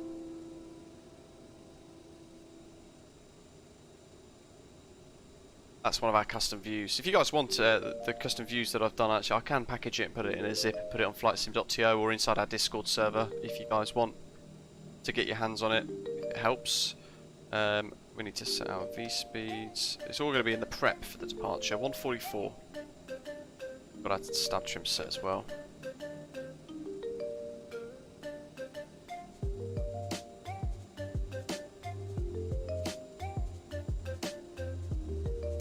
That's on, boost pumps are on, continuous ignition on, beacon on. Get rid of the chocks. John, we're going to be landing on runway 32 left, and it's the ILS Zulu approach for runway 32 left. Beacon, weak inspection, that's all good, probes. That's all on. Okay, engine start.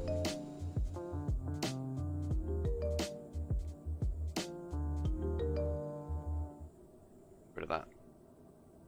Music. Got engine noise, don't need music.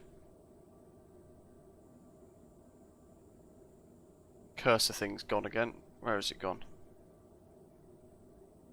There it is. Silly little bugs like that, they're so frustrating.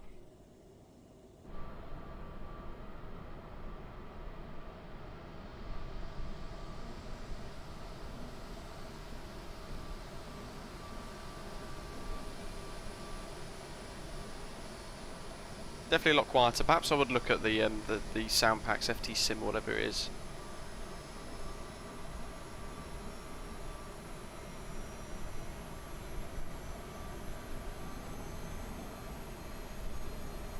Don't know if you guys can hear that, but it is quite quiet on my system.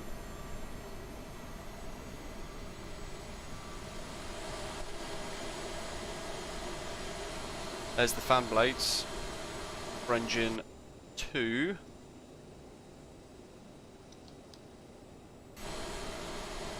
Well, they kick in really quickly. Be nice to see them start to spool up a little bit first.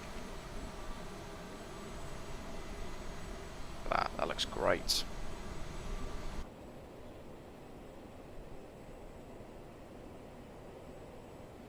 "19, hitting the 20. Come on, there we goes. Jolly good. There's those passenger views of John. Spaniards going, what's Osprey? Rian, I guess it's because a lot of the files, a lot of the packaging that's based upon the CRJ900 and the 1000 are actually within the 550-700 files. I'd imagine they share a couple of similarities there, so they don't want people having the 900-1000 on its own. And I guess it's a marketing thing as well, I suppose. Recognition, landing lights. They're all sets required.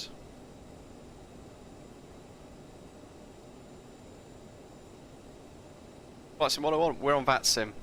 On the VATSIM network. Enjoying a bit of Unicom, of course, as always.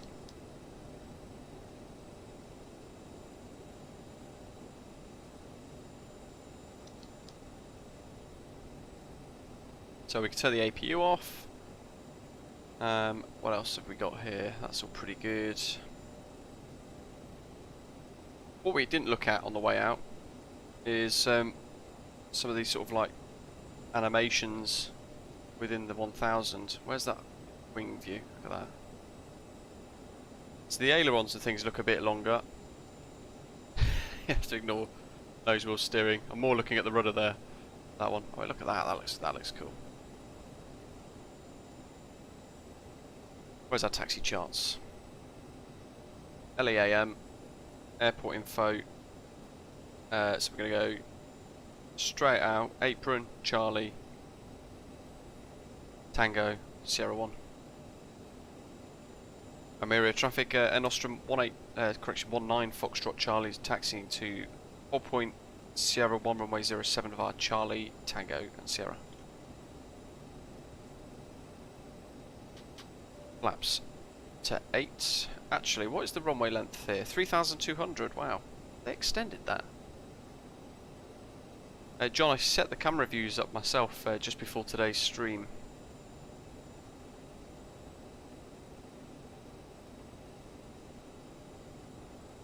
Bravo Tango 1 Sierra 1, Doctor on board.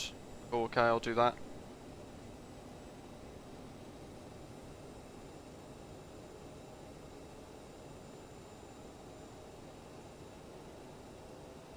Takes a lot. I mean, at 30% M1 at the moment. I'm in the traffic Osprey 27, Juliet Mike, taxiing to runway 07 Sierra 1 via Charlie Alpha Tango 1. Paul D, hello, welcome. Oops, wrong button. Just started the flight recorder, I think. Safety demo. Protocolos de seguridad. A continuación les informamos acerca de las normas a seguir durante este vuelo. Durante la demostración de seguridad. There goes Volanta again. I might turn that state saving off. That's a bit frustrating. Le rogamos presten atención. In line with safety protocols, we shall now inform you of the procedures to be followed during the Look at that windsock. During the safety demonstration, the use of headphones or electronic devices is not allowed. Please give us your full attention.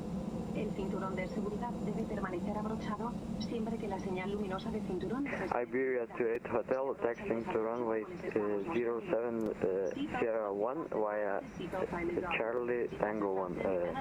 As we are showing you now. En caso de tener que realizar una evacuación, se iluminarían los senderos fluorescentes del suelo guiándoles hacia las salidas de emergencia. Si esto ocurriera, abandonen el avión dejando su equipaje de mano a bordo. Should an emergency evacuation be yeah, so it's basically a placeholder at the moment for when they finally get a package sorted out with the A220 for Microsoft Flight Simulator, but it's still a long way off yet. I wouldn't worry too much or get too excited about it either, by contrast. Y 4 ventanas de emergencia sobre las alas. Todas estas salidas están claramente señalizadas por el letrero salida. On this aircraft, there are 8 emergency exits. 2 doors at the front of the cabin, 2 doors at the Wind rear, check. and 4 Winds are emergency 060 windows at 22 knots. All of them are clearly indicated by an exit sign. Los chalecos salvavidas están situados debajo de cada uno de sus asientos, pero no deben Peter, hello, extraerse a welcome. menos que se Yeah, indique la CRJ1000 is working Flight really checks are well. located under your seat. Very enjoyable. Each of them only when indicated by the cabin crew. Para su colocación, introduzca la cabeza por la abertura. Pase la cinta alrededor de la cintura, abrochen el cierre delantero y tire del extremo para ajustarlo. Slip the life jacket over your head, pass the straps around your waist, attach the clasp at the front, and tighten it to adjust. Para inflarlo se tira fuertemente del tirador rojo de And plástico Martin, delantero, hello to you as well. dentro How are you del getting avión. on? En caso necesario, el chaleco también puede inflarse soplando por el tubo lateral. Pull on the red plastic tag to 7.3 set stab trim. We've got the departure set as well and briefed. So out to AM 401 with a right turn, then for 8 miles, 164 degrees to AM 410. Max 230 for both, then a downwind leg, a right downwind leg, at above 6,000. Flight Sim 101, do it, go for it. We are literally departing in a second though. In the seat pocket in front of you, you will find the safety Well, these click instruction spots, I card can't get with them right. details of the rules and restrictions for the use of electronic devices during the different phases of the flight. We strongly suggest you consult it before takeoff. I set 220 for the departure, I think. That's probably a Don't good hesitate to contact limit. us. Thank you for your attention and enjoy the flight.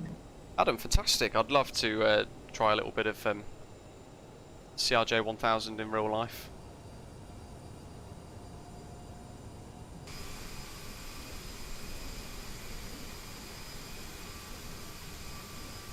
she goes.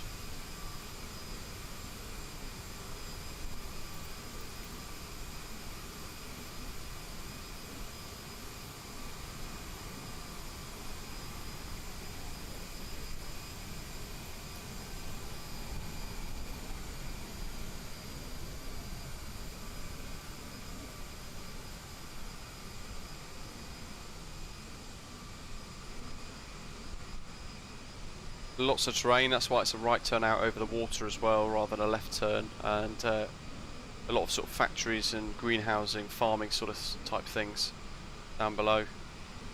Oh, I'm going to about 60% M1 to keep rolling now. No, like 80%. Wow. Carnage.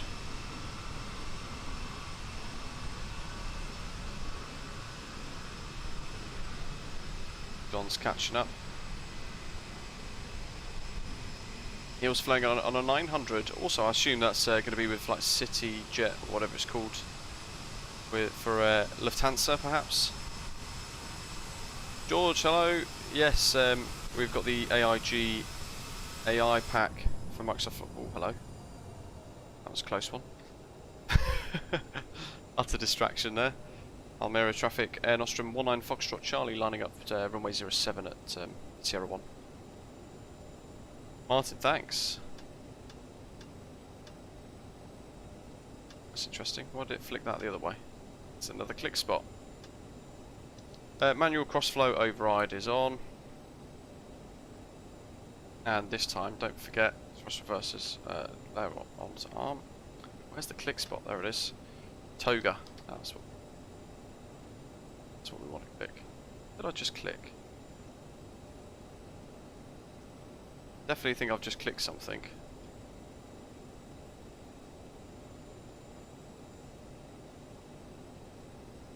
Who knows?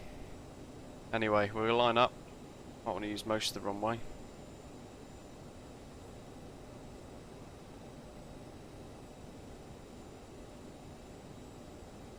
On the traffic, Osprey 270, Juliet Mike, holding point 01, in turn for runway 07. A little screenshot.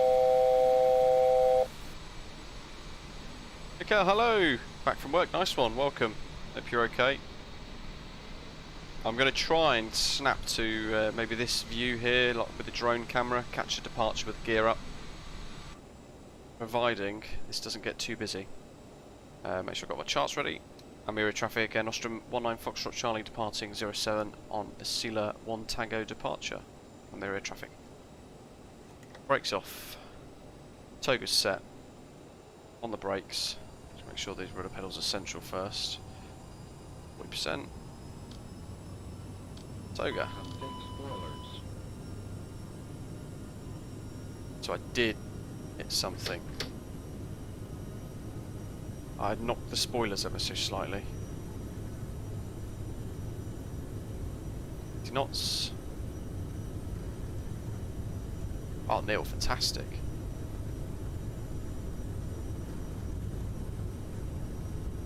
B1, rotate.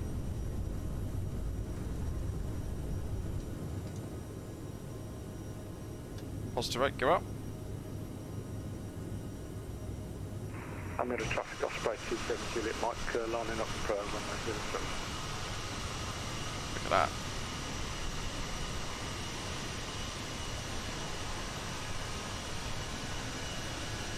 That does look cool.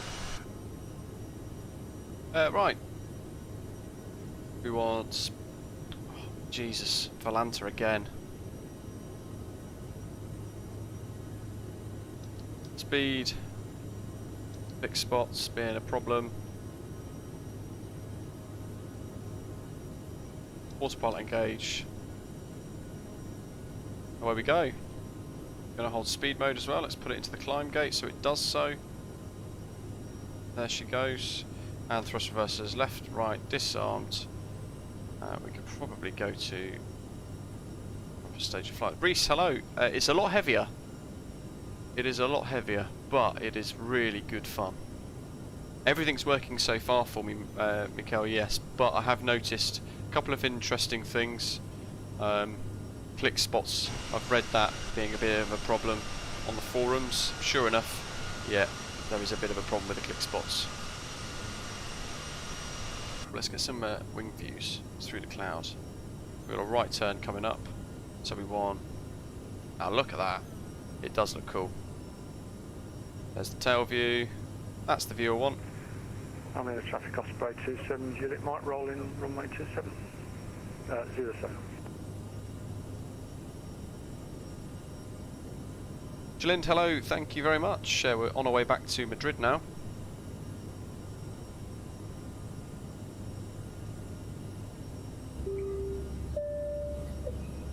Hola, buenas tardes. Soy Sara Martín, sobrecargo de este vuelo que realizamos el código compartido con British Airways. En nombre del equipo Iberia, el comandante Antonio Villares y toda la tripulación deseamos que disfruten de este. Les invitamos a descubrir la sección de Right turn roundabout now. There we go. Nuestros clientes de turista encontrarán en el bolsillo delantero de sus asientos. Infórmense y aprovechen los menús y ofertas que les permitirán disfrutar de más. Where's that over wing view? That. Almeria traffic, Iberia 2800 lining up runway 07. Por motivos de seguridad y con el fin de evitar cualquier riesgo relacionado con su batería, los dispositivos portátiles deben permanecer continuamente vigilados durante su carga. Les sugerimos que permanezcan con sus cinturones de seguridad abrochados y visibles mientras permanezcan sentados. What's going on with the pitch there? Make sure everything's looking good. Go to. Where's that click spot? Jeez. There? No. There? No.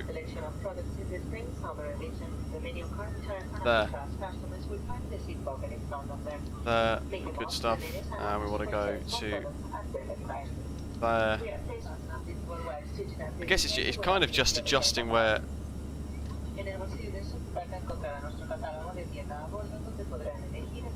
So it's traffic Osprey 27, Juliet Mike, passing 3000 for 4000.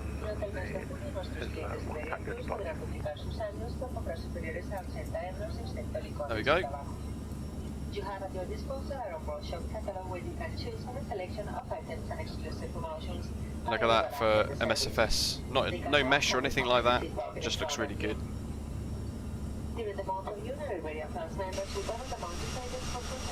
Almeria down below, through the cloud there.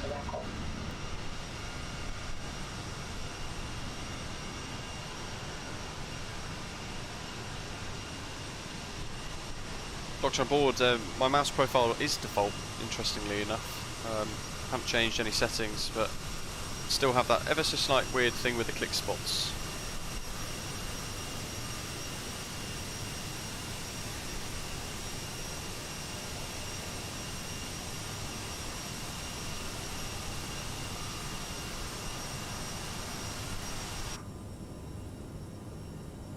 Let's go left, nose.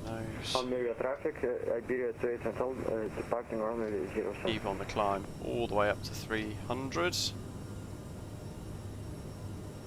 Like so. And we can accelerate out of the turn to 290. There we're both off, and we can turn manual crossflow off as well.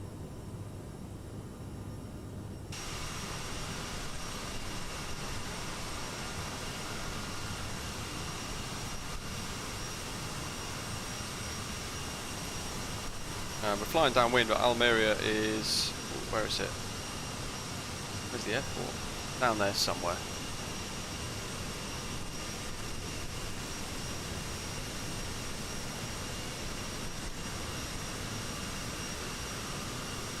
I think it's directly below that cloud, to be honest. Explains why we can't see it.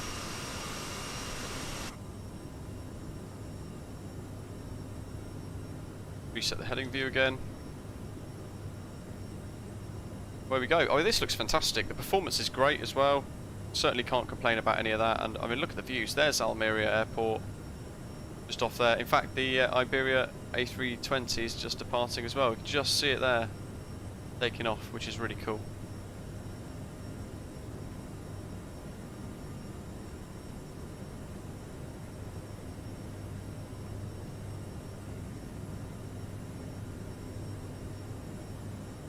No clue, hello. I've set up the press pull button action and right mouse button, left mouse button with this. Works quite well to press standard. Yeah, so you gotta click right click first and then left click, as Matthew's just saying in the chat, for that all to work correctly. Now we're direct ESILA.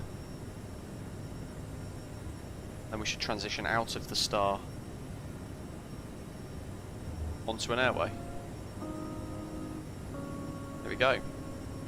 Turn leg for today, there's Almeria.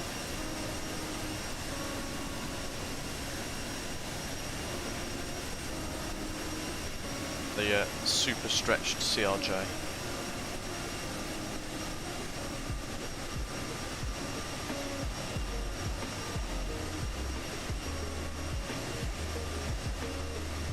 we are.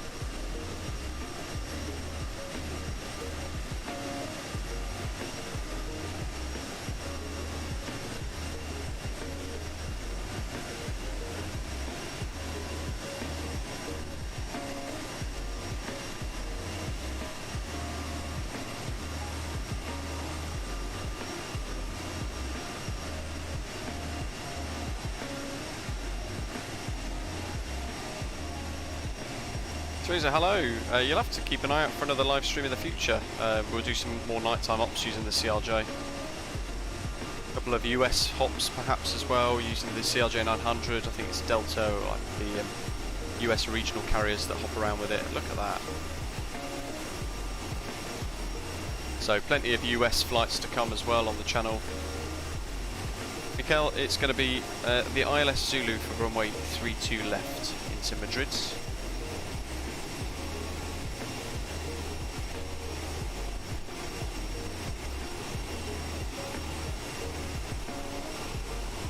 That's cracking, that. Just a quick check of the software to make sure everything's updating for your stream overlay. It is, good stuff. Now let's just check on things. 22,000, let's reset that again. There we go.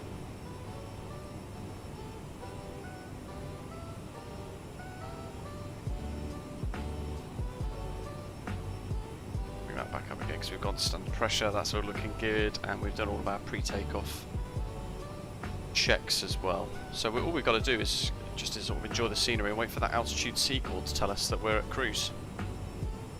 Perks of being on Unicom, of course, that once we hear the C chord we know that the throttle's ours.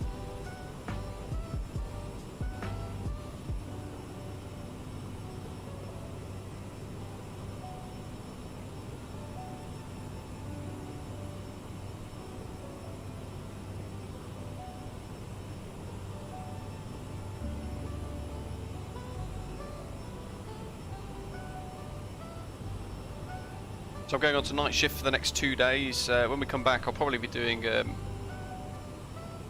wow, Doctor on Board. So because this is very long, I'll put this up now so you have time to read it.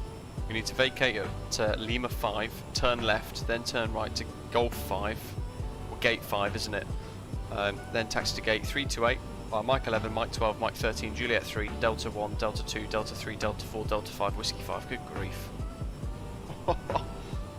Yep. I've already forgotten. Matthew, fantastic. Delta and American have got the 900 in their regional fleets, flown by Endeavour, SkyWest, Mesa and PSA. Awesome. Look at that down below. You'd think there's mesh associated with that, but no.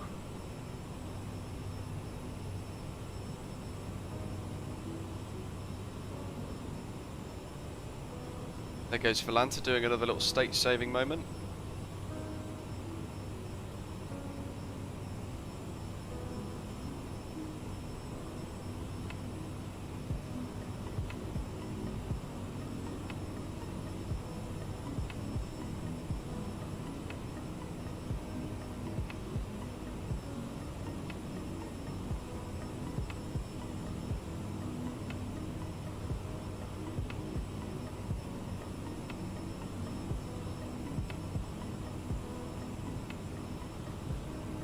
Alex said, do you have these custom views somewhere? No, I set them up just before I started the stream actually.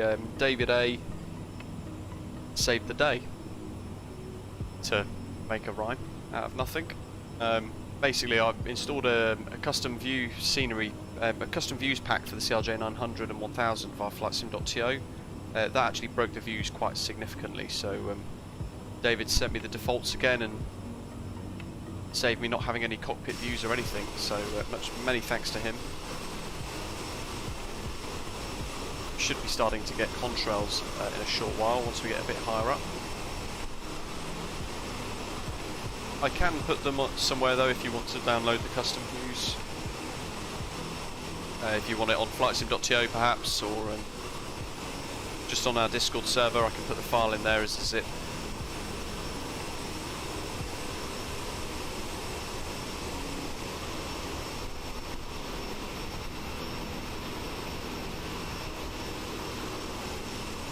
There's the contrails starting to come in now. You can just see them building in behind the tail.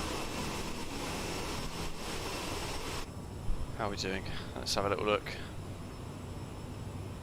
11 nautical miles to ESILA. I should probably bring up range out quite a bit as well. Oh no, we've done ESILA actually. Untos 15. And we're almost at cruise. Look at that. Times really quickly.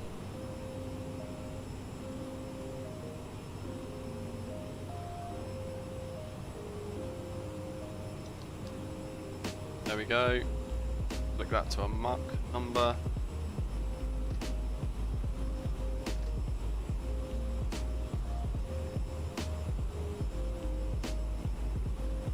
Wow. 67 knot crosswind at the moment.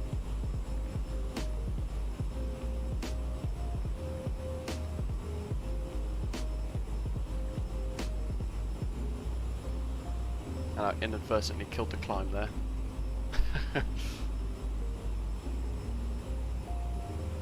My bad. Up we go.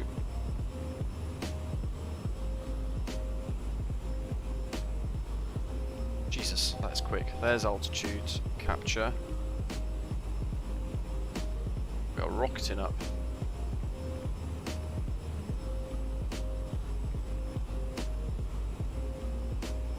Max 7.8, we'll target that, and I'll let the aeroplane level off at 30,000 feet, flight level 300, QNH 1013, and then we will sort out the throttle.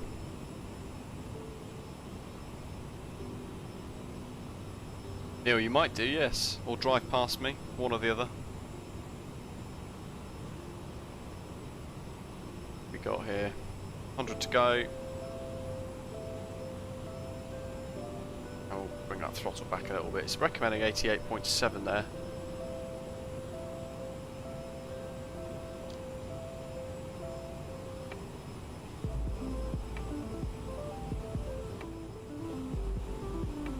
Let's see what that does. Have I set that right? I just need to come back on that a bit as well.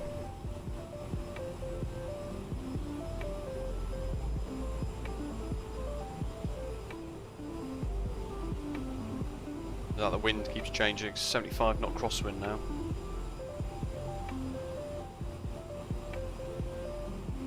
Let's go to 88 for the set. Try and capture that inside the magenta speed target that we've got there.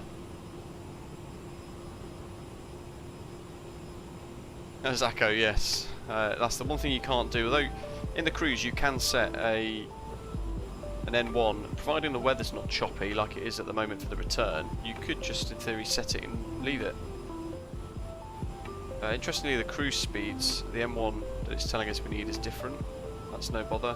I'm just going to leave the throttle to settle like that at the moment, just see what it thinks. Let the aircraft settle. We've got a turn coming up as well that's going to give us maybe like a 50 knot tailwind as well, so we'll see how that changes things for the aircraft. I'm keeping an eye on the altitude as well because it's crept up 50 feet there. That's not helping us. I should have 30,000. Could just be the wind and things. Let's come back a little bit. Oh, Matthew, there we go. That's not a recommended setting. That's the fader computed max for the cruise power setting. Doesn't actually mean anything to us though. There you go, folks. Heard it from a real CRJ driver. It's good to know. Thanks. There we are.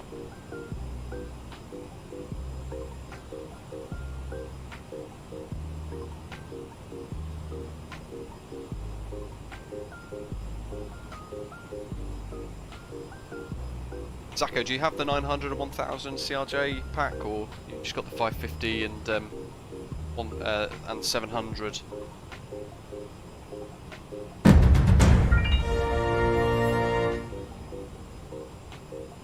Hey, Kieran. Thanks very much for the super chat. Really appreciate that. Cheers for supporting the stream.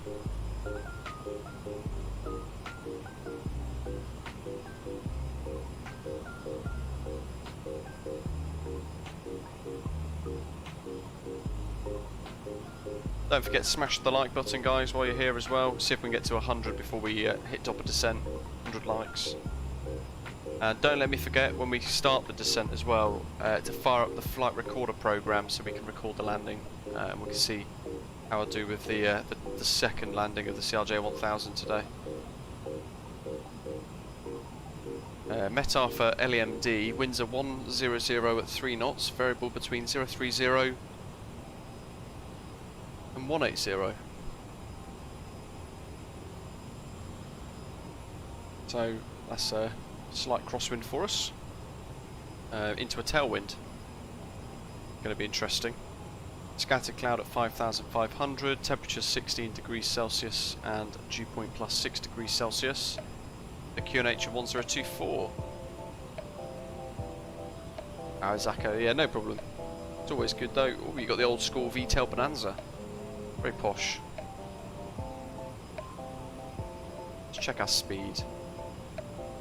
Now we're turning.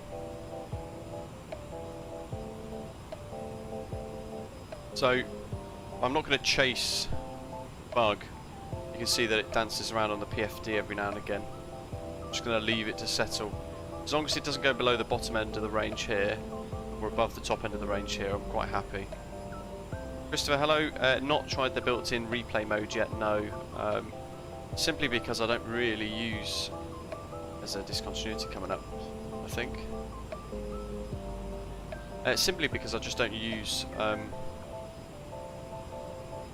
dev mode. There's no discontinuity. Okay, now we're good. Flight 101, hello. Am I going to... Well, asking the same question. I'm using the flight recorder program that you can download for free on flightsim.to. Worth checking a look at if you've not done so already. I'm yet reluctant to take the CRJ to VATSIM. Not really good with speed management. Cruise speed is alright. Usually it stabilises at Mach 8.1 without much babysitting. But descending, however. It depends what sort of approaches and what descents you're looking to do, really, but if you find, my advice there would probably be, if you find that you're descending into a particular airport with a particular star or an arrival, and you sort of struggle with speed management, disconnect, or when you try again the next time, just do it again. Do it a second time, do it a third time, and eventually you'll smash it. If you've not checked out my 3-episode tutorials that I've done for the CRJ, then do check that out. I've got episode 1, 2 and 3 that just sort of give you a really basic overview of everything you need to know to try and successfully fly the CRJ from A to B, basically, over 3 episodes to break it down.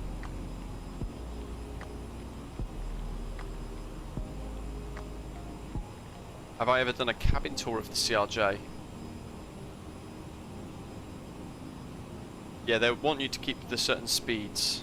Cabin tour wise, here we go. The CRJ1000 is a lot longer. There's the toilet at the back, and then you can see all the way up that way. It's a lot longer for a cabin. Oops, hello. Than the CRJ 550-700. Look at that. It's a really low poly cabin though, because it's good for performance. So you find sometimes if you're going through cloud or rain, it's there's cloud or rain in the cabin as well, which is a bit bizarre, and as you can see the beacon flashing through too.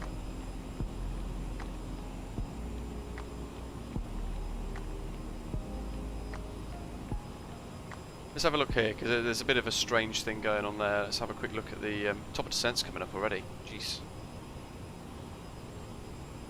LEMD. Speed's still looking good.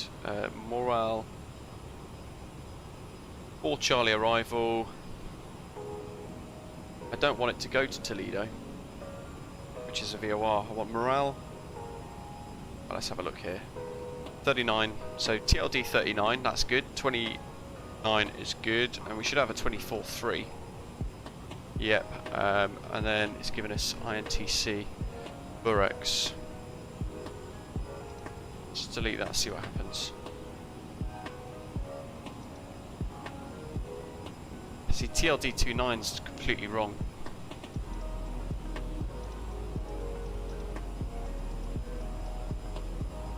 What the?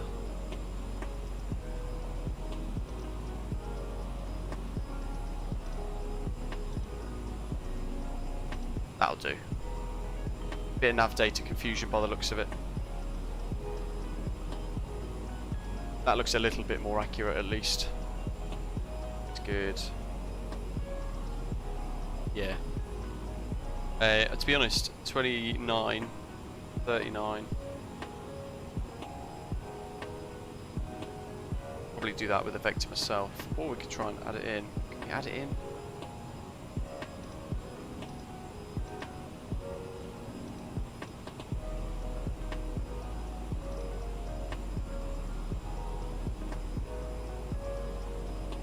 No, I'm not going to risk messing around. We could just stick with that.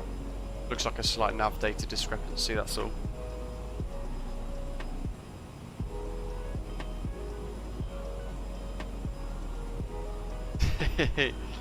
John, nice. You're busy then by the sounds of it. Yeah, I'll show you what it was kind of trying to do. It was getting confused, Zako. And this is where a Navigraph can come in really handy for you. So we had morale, TLD 39, TLD 29, which I've accidentally deleted, or perhaps maybe that was part of the problem, I don't know. Beyond that though, we wanted TLD 24, which was in there, but what it had done is actually put like a 24-mile marker over here somewhere instead, before then snapping back to Burex, so it kind of flew us to the TLD VOR then back again, which is not correct. So in short, what we're doing is DME 39 from TLD, and then we're going to go direct to Burex, and we're cutting out this little corner here, which is no biggie. Not quite sure what it's trying to do at the moment though. It seems to be fighting the weather a little bit. That's the one thing that I've taken away so far from Sim Update 7 is the autopilots seem to be doing a little bit more zigzagging than I'd probably like to do so.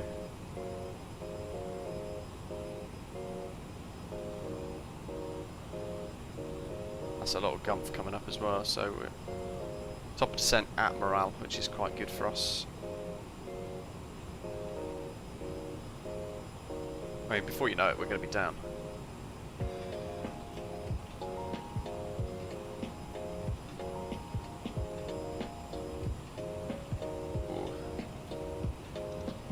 TLD 148.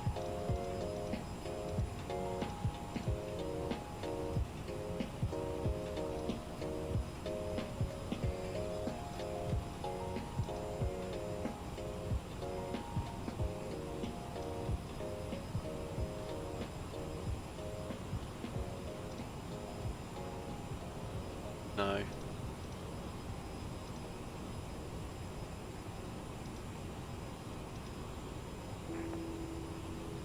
S71122 is taxiing to remove 05. I'll leave it as it is. I'm obviously doing something slightly wrong. Don't want to bugger it up. Let's cancel any modifications.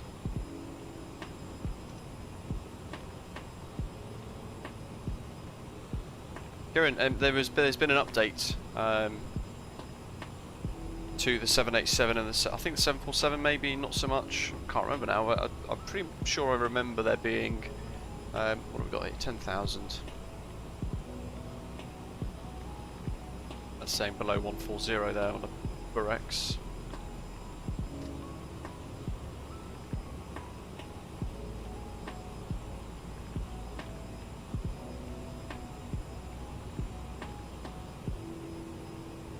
Ah, Matthew, interesting. So is that something that Aerosoft could potentially fix in that instance? Or even Navigraph actually, perhaps Navigraph could fix it with the way that they allow everything to input with their own nav data. Waffle, welcome back. We're just about to hit top of descent.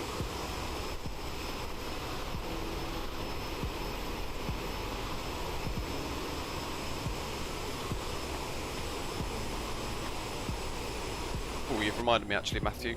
What do we got? Perales. We're going to want less. Where has it gone?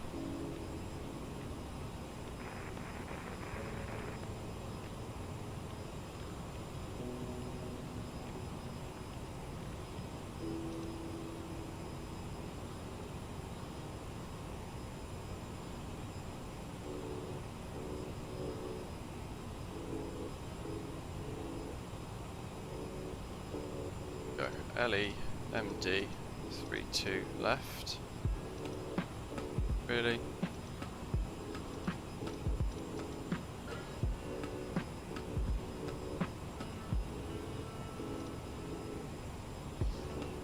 That'll do.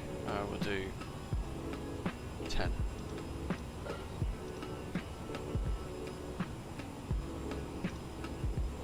So maybe I could put like a little threshold fix ring on there as well. Let's bring that throttle back ever so slightly. We'll start to bring that nose down too. What's it going to tell us here for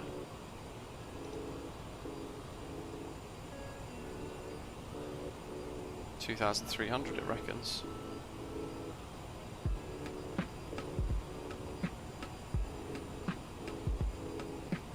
Waffle, yep. I'm sure somebody else in the live chat will kindly remind me on your behalf as well if I do forget somewhat. Tobeck, max 220 knots coming up at Tobeck. Real plane, you can grab the runway from the legs page to do that. Right, let's do that. Fix. Oosh. Ah. Perhaps not.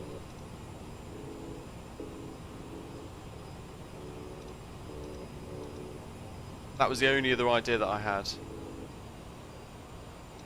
So I don't want to go into that anymore. Let's go to speed mode. It's doing a lot of zigzagging, which is getting a little bit frustrating. So I'd imagine there'll be an update for the CRJ over the next few weeks, I'd like to think, but I've heard a lot of other aircraft are doing the same thing.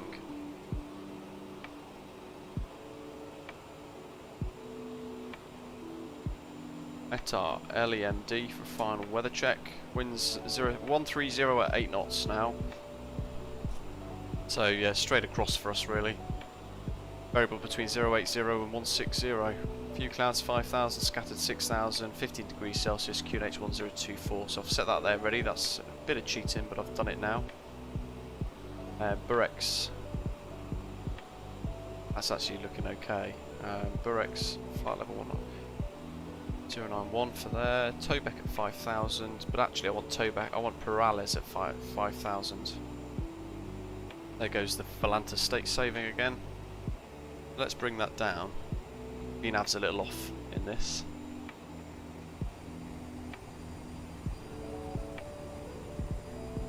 There we go.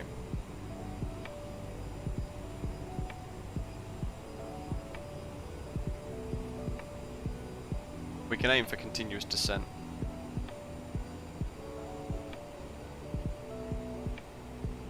Danny, hello. I'm from Spain. I've been in the cabin of a CRJ. The flight director is like an arrow, not a cross. You can change it. You're right. You can basically pick whichever you prefer, really. There you go, flight director, single queue, you could have it like that if you wish. I think it's a preference on airlines, but I'm not sure. I know Matthew flies CRJs in real life. Do you have the Arrow or do you have the Cross? Oh, there you go. The style of the flight director is an airline option, whether single queue or dual queue. But Matthew, you fly single queue as well.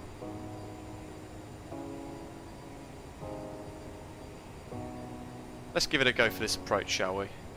See what happens. I've never flown single queue before.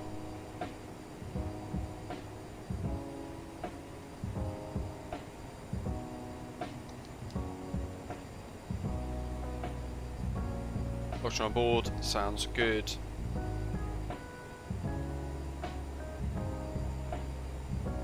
I'm actually ignoring the VNAV snowflake now because it's a little off.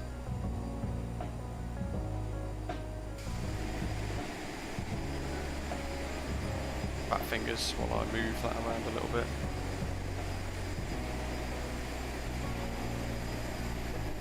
So we're going to be touching down with quite a crosswind.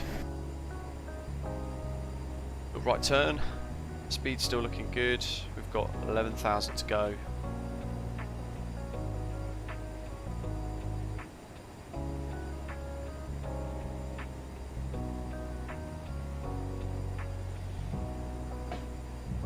We're going to hit this next waypoint and we'll see what happens with the snowflake.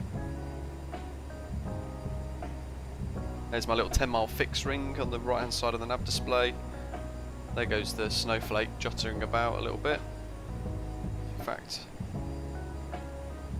probably come off Burex at 10,000, 40,000.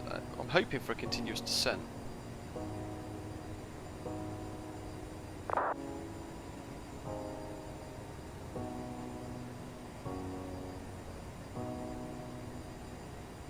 And Euro 7. So, we know we've got 323 for the course. For runway 32 left. Doctor on board has planned for us to vacate at Lima 5. Left turn, right turn onto gate 5. I will probably forget that though. Don't let me forget before we establish on the ILS. I need to fire up flight recorder. In fact, I'll fire it up now, but somebody please do remind me to record the landing. For the replay. Our minimums, we set that up prior to departure because of it being so far away from 0, so that's done. And we need to set our airport elevation to 2,000. Well, which could take a little while.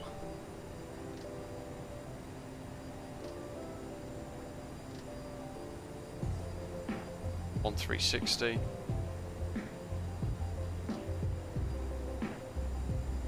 On 780. 2140, brilliant. 20, 0. 2000. Lovely. So landing elevation is set.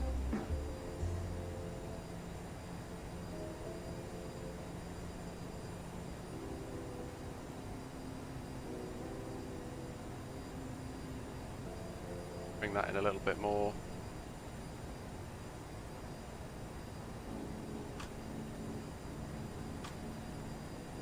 Danny, we're on VATSIM. Let's get rid of SimBrief at the moment because we don't need that.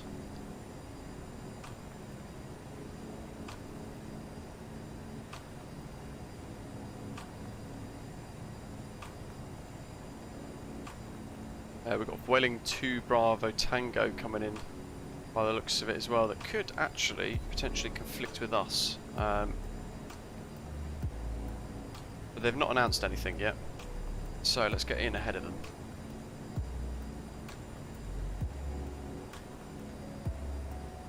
There goes transition.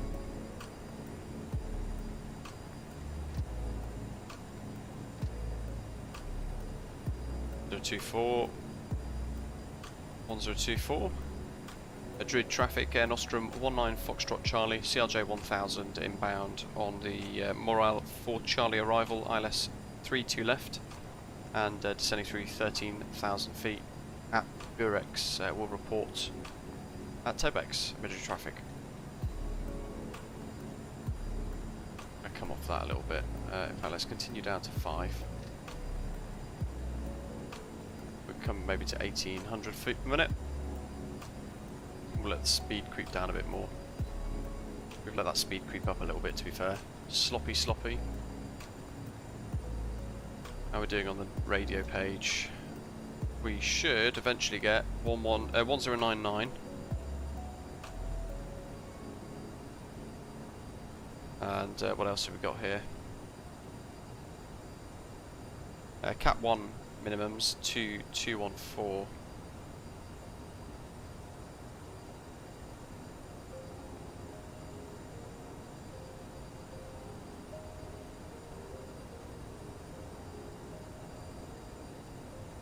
.2200. Round it up.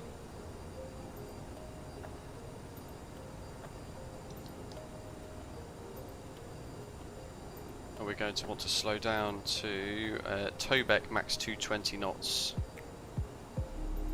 I'm just going to idle the throttle now, I think. Brilliant. Voiling is just taking a shortcut. I don't know if he's on VATSIM. He is on VATSIM. Brilliant. But he's not announcing his position.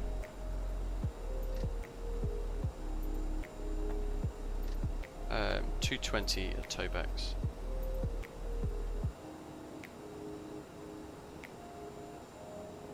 Matthew, perfect. 1024. We know that if we so if there's a missed approach, climb on runway heading to 2.9 DME bra. At or above 2,500, turn left to max 185. Onto 287 degrees to 5.7 DME bra. At or above 3,000, turn left max 185 to intercept the radial of 257 to Sierra Sierra Yankee. Past 13.5 DME Sierra Sierra Yankee at or above 4,400. Then turn left max 220 knots to intercept the radial VTB of 331 degrees. Director Rofix and join holding at 5,000. Thankfully, all that looks like it's in the in the flight plan in the legs. All that melts my brain. 3-degree glide slope and RVR 450 meters. Sorry, RVR 650 meters in this. Apparently. Cool. Question is, where's the airport briefing pack?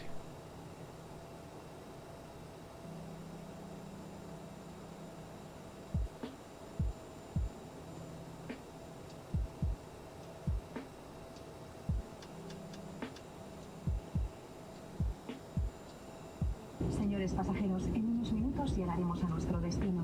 Por favor, comprueben que su equipaje de mano está correctamente estirado. Lima 5's right down the bottom. Perfect. So a little bit of braking. Le recordamos que en el bolsillo delantero de sus asientos se encuentran las instrucciones de seguridad. Es importante leerlas atentamente. En caso de tener que realizar una evacuación, deben abandonar el avión dejando su equipaje de mano a bordo. Les agradecemos que hayan elegido volar con Iberia Express. Ha sido un placer tenerles a bordo y esperamos verles de nuevo pronto. Ladies and gentlemen, we'll be arriving at our destination in a few minutes. Please check that your seatbelt is fastened, your hand luggage is properly stowed, your electronic devices are unplugged, Default your arms scenery. are lowered, and your table is folded away. You will find the safety information on the card located in the seat pocket in front of you. We strongly suggest you read it before landing. In case of an evacuation, leave the aircraft without any carry-on item. We thank you for choosing to fly with Iberia Express. It has been a pleasure to have you on board, and we hope to see you again soon. Oh, brilliant. State saving. Just as I... There we go, we're back. Trying to capture 220 knots.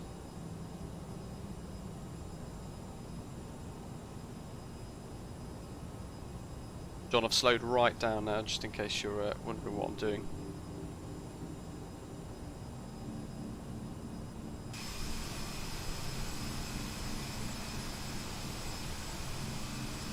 Clouds look fantastic.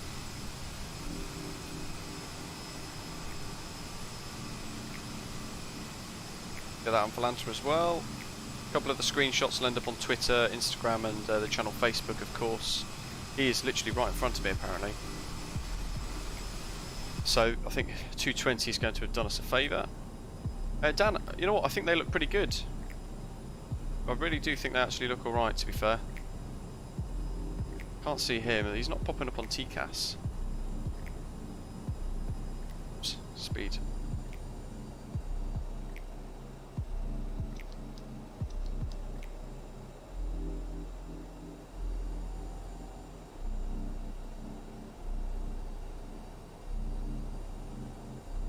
Altitude capture. Might just leave this power setting on for a second. As long as we're at 220 in the next 5 miles, we're going to be in the constraint for the speed.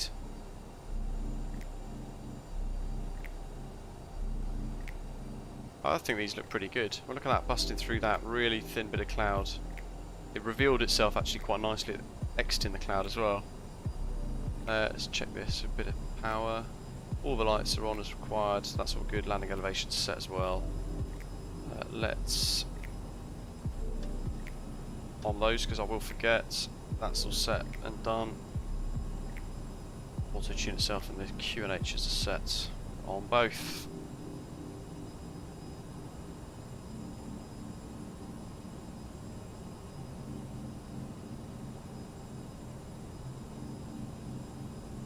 So we're going to go for heading of about, was it 320? So we'll go for 350 for the intercept.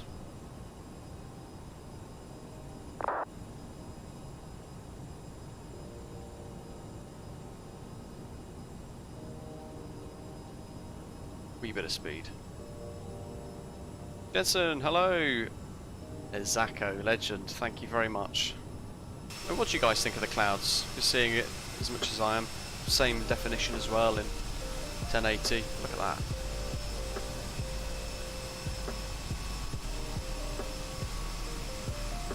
I think it looks traffic, Berlin 2 Bravo Tango on Valentine Island, Bravo 3.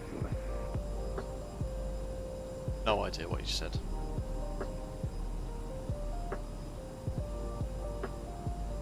What do we want to go down to now? He says 4,000. Ah, click spots.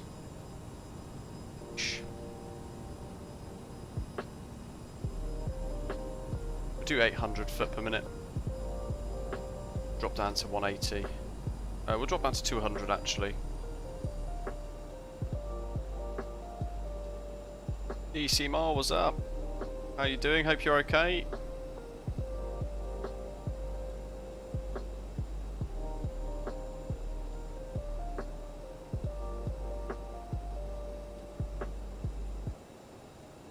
Get rid of the music.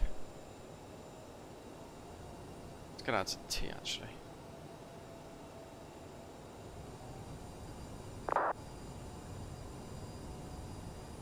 Yeah, the fog as we left Madrid looked pretty good. Go to heading mode now. Because I want to go to nav source, click across, lock 1, 323 is looking good, 1099 that's looking good as well. Check our speeds, keep the speeds. Now we're on track to establish quite nicely at 30 degrees. Look at that down there. Wow. Little bit more power.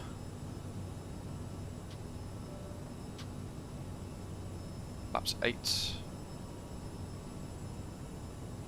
The traffic will in 2 Bravo Tango, landing runway 32 left. Madrid traffic, Air Nostrum 19 Foxtrot Charlie, established ILS 32 left, 14 miles. Number 2, I believe.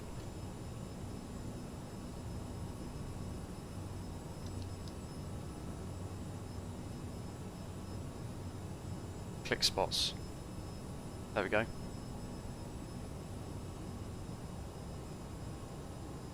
Right, I'm going to reduce to 180.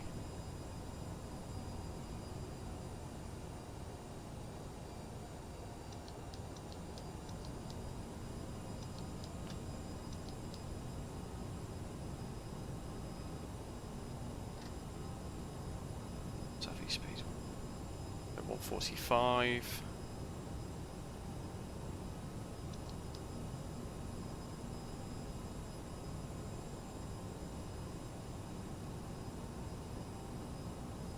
Waffle, thank you. Let's hit record, because I'll forget in a minute otherwise. Madrid traffic, Berlin, Zero Tango, runway 50 left, clear. Awesome. Look at that for timing.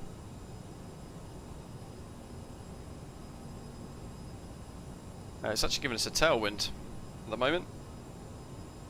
Zacho, good question. It looks like it's going to be a sensor of some sort, but I'm not sure what it's for. Matthew might know. He's a real pilot on the CRJs.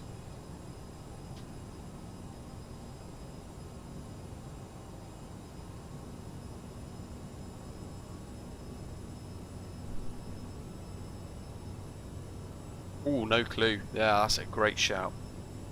I think you might have hit the nail on the head with that one.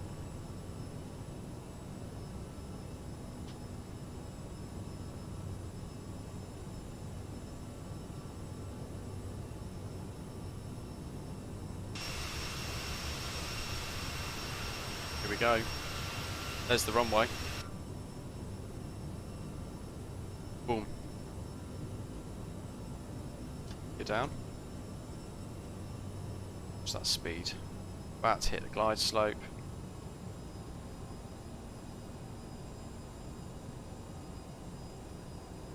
Replay app. I can confirm it's recording. All flaps. We'll slow down to final approach speed, 145.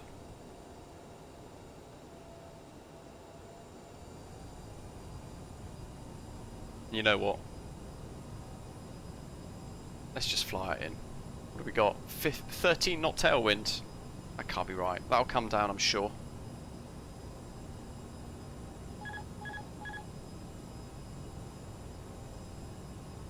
Oh, gears down. Flaps 45. Speed's looking good. Maybe a little bit more power.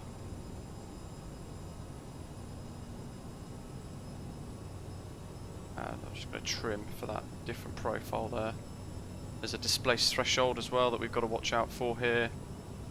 Can't land before the threshold. Can't land on the arrows.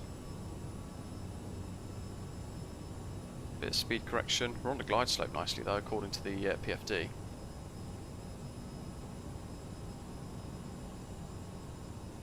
Not sure what that wind reading is giving us. Madrid traffic, Berlin, Zero Tango. Back into stand 428. You can see Pappy's 2 red, 2 white. 6 knot tailwind. Oh yeah, 5 to 6 knot tailwind. That's probably as it's suggested. Look at that for a displaced threshold. It's quite. You can aim for this sort of bottom part of the runway, but you're not actually supposed to land on that bit. You can take off. You can start your takeoff roll from that section though. 400. Bit of power. Look at that glide slope. 300. 7 knot tailwind now. 200.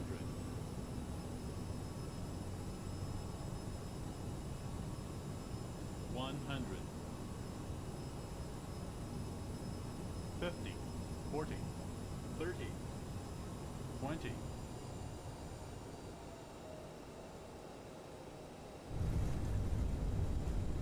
Okay, there we go. Reverse, green. There's some awesome A380s on the right hand side. Oh, Volanta really, of all the times. I forgot what we were meant to vacate at, Lima 5 wasn't it? Which is possibly next.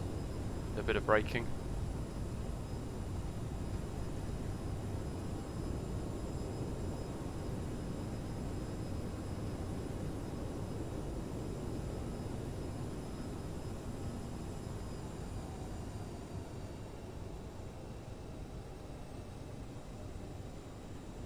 There we go. Lima 5. And then Doctor on board with his little bit of navigation that he's done for us. We've got to go left here. There's the Vueling that's vacated.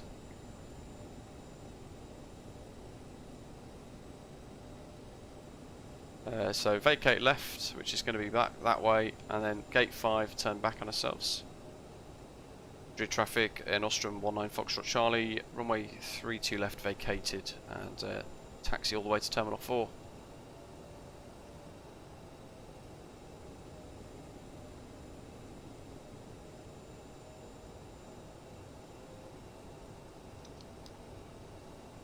Gate 5. Robes. Traffic, Osprey 27, Juliet Mike, 12 miles on the localised runway 32 left. Catch John landing. This is LatinVFR's Madrid Barajas scenery, LEMD for Microsoft Flight Simulator if you're just tuning in. And it's really nice. Aviation simulation. Yo. I've still got the replay recording, just so that we can capture that in a wee second. Let's bring the flaps in. Zaka, yeah, that's AIG traffic.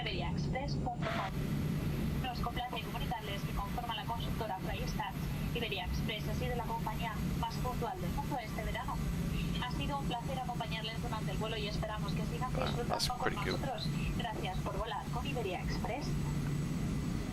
Ladies and gentlemen, please remain seated with your seatbelts. There's the BA A380s. That's what LatinVFR need to update now, because British Airways have now brought them back to Heathrow. And they're back flying. Flying to and from Madrid though, as well as Frankfurt, which is quite cool. We would like to inform you that Iberia Express now travels to more destinations in France, with flights to Toulouse commencing this autumn. We are also increasing the number of flights to all the destinations.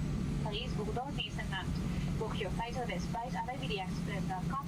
So why is the threshold displaced? I'm going to throw my theory in, and I'm going to suggest it's because it's basically a surfacing issue. Weight of an aircraft touching down compared to one starting its takeoff roll. Textures of the surface can't take it, perhaps.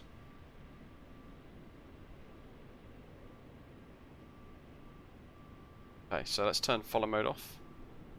Some of the lights work on AIG traffic. Oh look, we've come to a stop.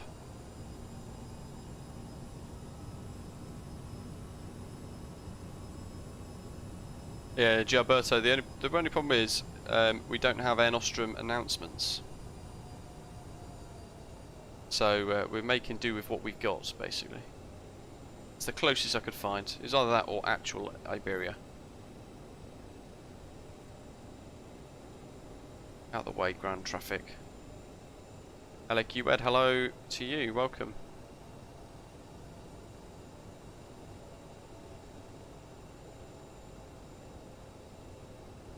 Oh, any other guesses? Madrid traffic, Iberia 28 Hotel, inbound runway 32 left, 10 miles. God, that's a... Traffic Osprey 27, Juliet Mike is 3 mile final runway 32 left. See his lights. You know what, actually, I'm really not sure then. Displace threshold, the only thing I could think of would be different surface text, like different surfaces. What else could it be?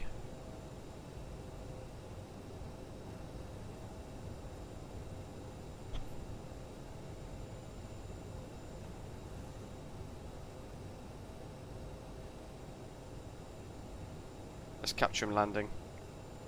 Is it going to be similar to like Takeoff, where you've got like a clear way before obstacles?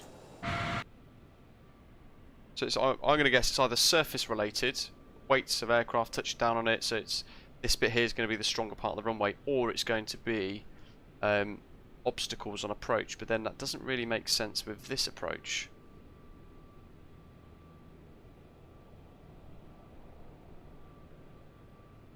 This instance.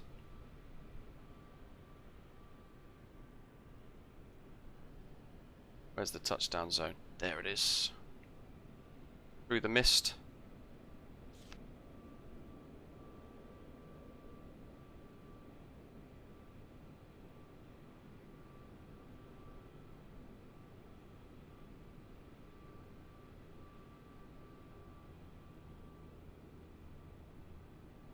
push down. CRJ1000, although we've got it shown as a 700 today. Obstacle clearance on the approach path. Ah. What about airports that don't have obstacles to clear? God, that's some terrible camera work. Let's just pretend that didn't happen. Right, back in here. Let's rock and roll. Part break off. Yeah, so on that approach there weren't any approach obstacles.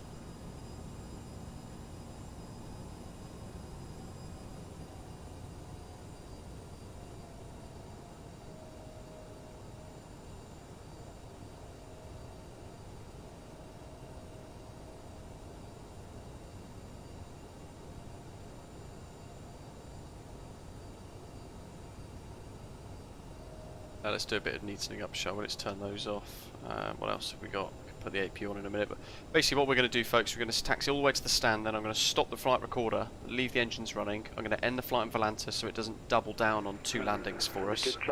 Then we're going to replay our landing. Vacated runway 32 left, Alpha 11, taxi to gate. Juliet 3. Rising terrain to the south. Ah. Interesting. Part of me always thought it was they just put a cheaper surface in at the beginning so they couldn't do it, but actually it makes sense with Gatwick because there's a lot of trees in the way.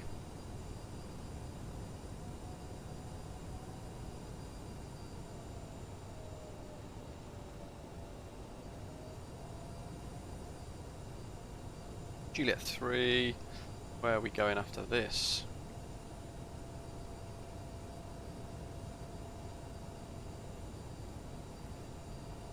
Delta 1, which is not this right turn because this is X-ray.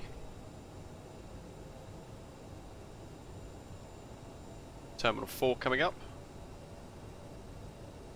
We're going to take the next right to Delta.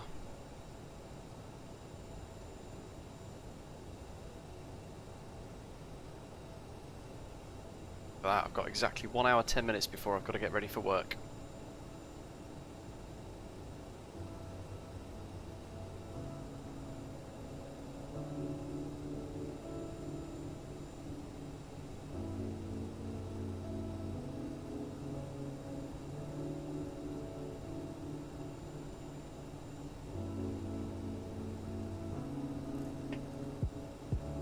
We've got the Iberia coming in behind us as well, later that departed Almeria with us. So we've got to try and catch them landing too.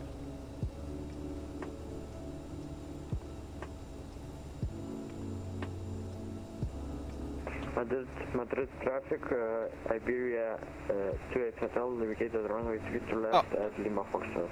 Taxi to gate.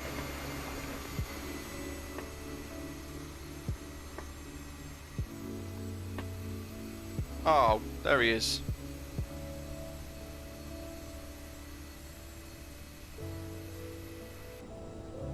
I do apologise.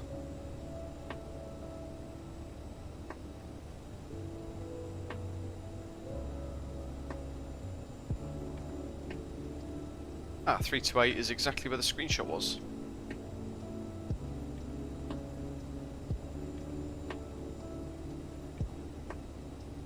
LAQ head, try the Renault Air Show. I thought all the Renault Air Show stuff was going to be free.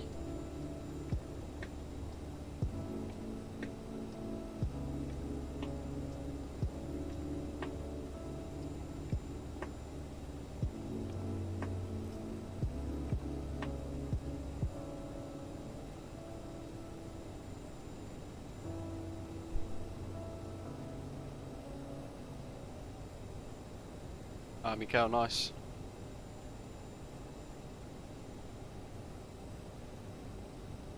Yeah, that's probably quite a good idea of doing that, to be honest.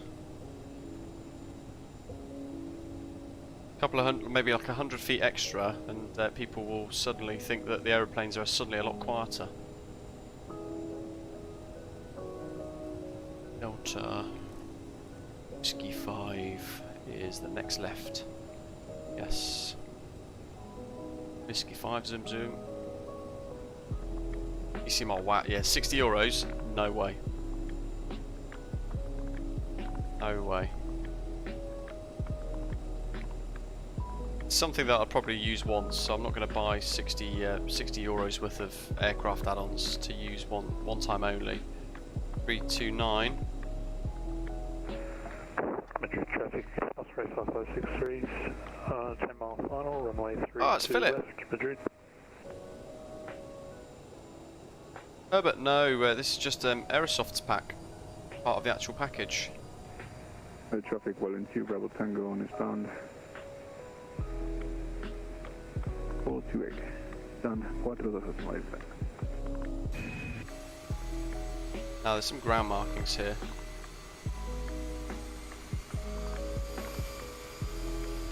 CRJ. There we go, little skid.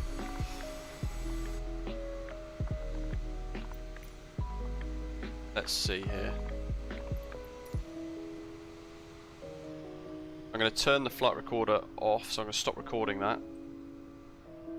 We're going to zip back towards where Philip is actually. Where's the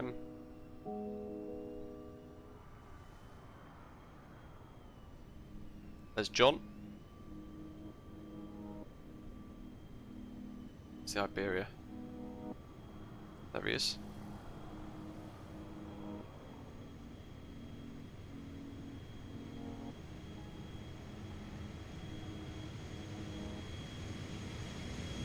Geek, hello! That looking good. The older terminal off at the end.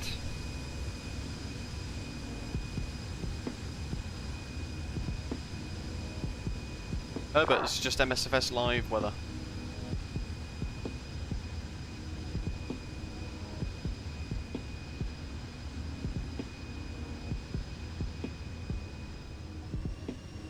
Philip was 10-mile finals, wasn't he? So here we go.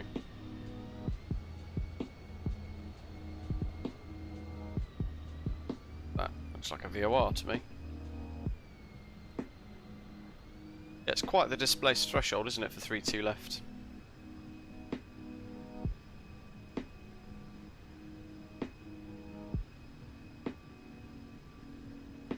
While we wait for Philip, what I'll do is quickly add those screenshots on. I'm going to end the flight on Volanta so that I know that we've got the route done.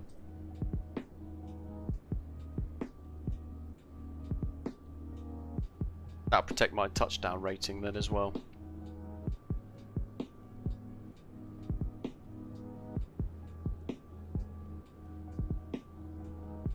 End flight.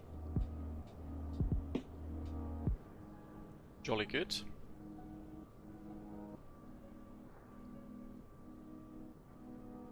Sure, no, I think it's more like a maybe like a mist.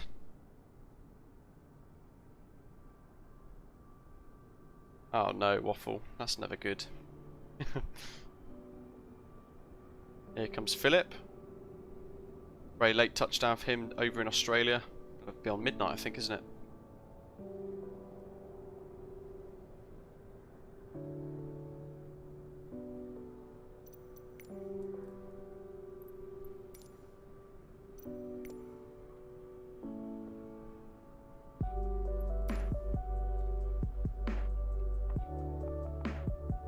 Just gonna go and scrub the numbers. That's him doing some weird things.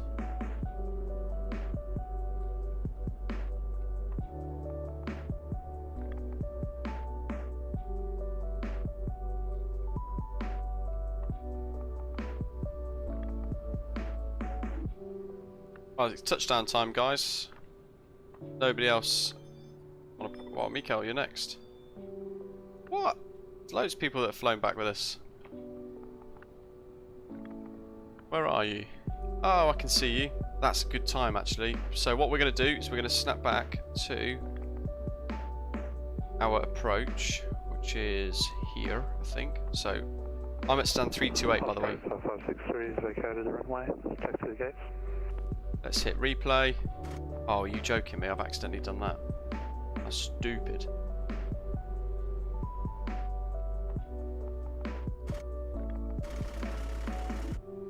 Absolutely no idea what this is doing.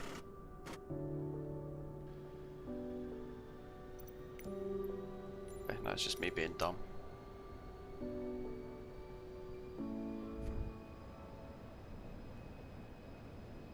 Right, here comes the touchdown that I did into Madrid a minute ago. So this is my replay.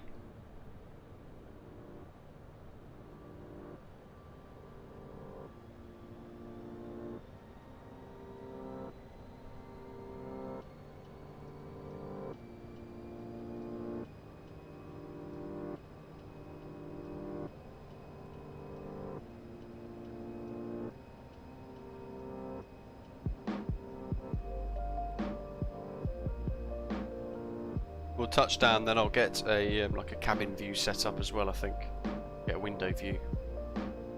There's the touchdown zone.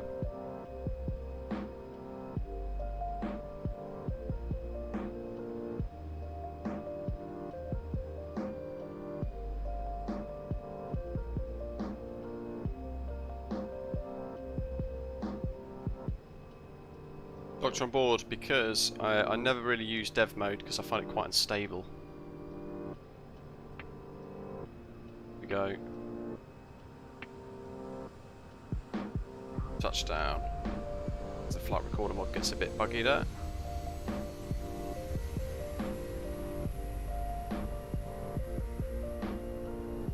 Bit stuttery, isn't it? Touch on board, yeah, I know. We've got a bit of time. There's a gap. There's Madrid off in the distance, looking fantastic. Right, cabin view. Which is going to be like one of these.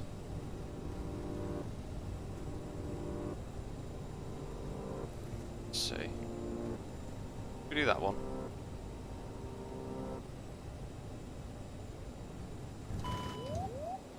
Whoop whoop.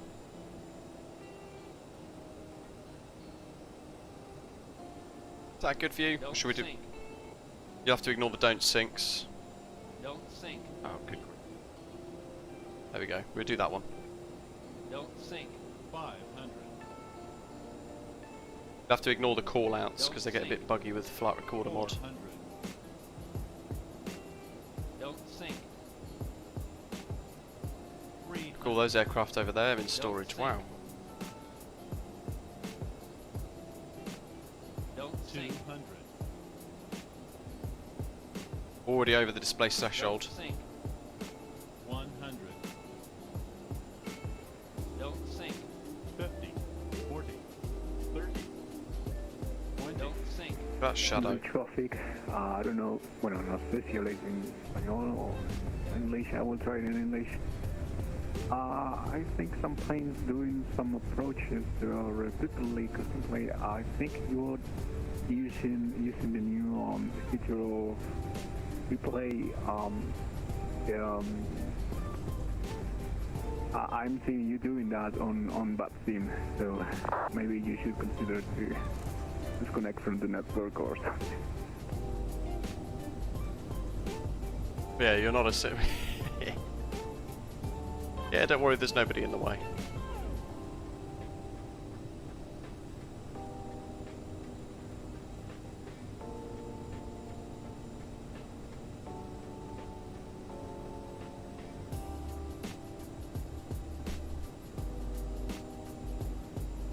There we go, quite a good touchdown, quite happy with that. Although, I think, am I right in saying the flaps didn't extend on the replay? A bit bizarre. Anyway, let's pause, let's whip back all the way to stand before somebody cries about something. And then we can get Mikkel on touchdown in a second.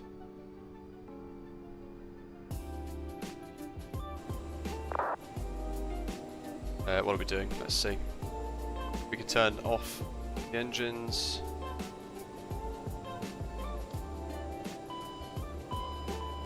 Ah, I forgot the APU. What a rookie.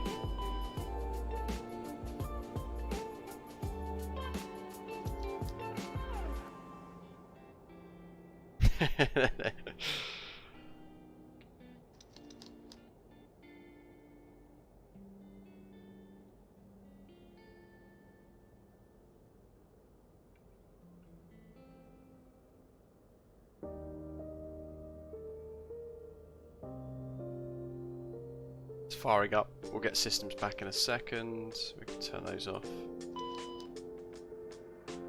What else? Beacon off. It's all good. Let's chock her up.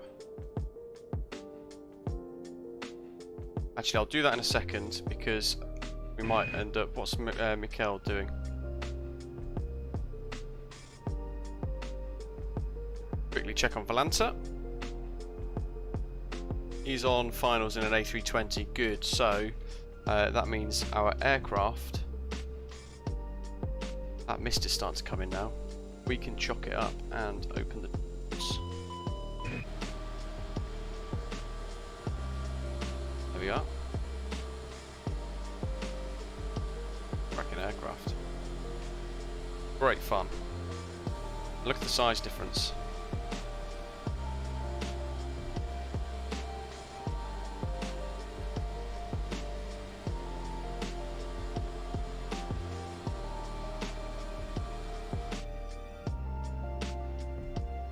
Matthew, yeah.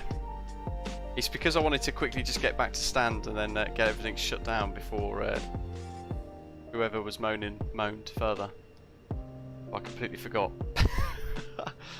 Right, while we wait for Mikhail, because I think he's a couple of miles off still. Let's have a look here.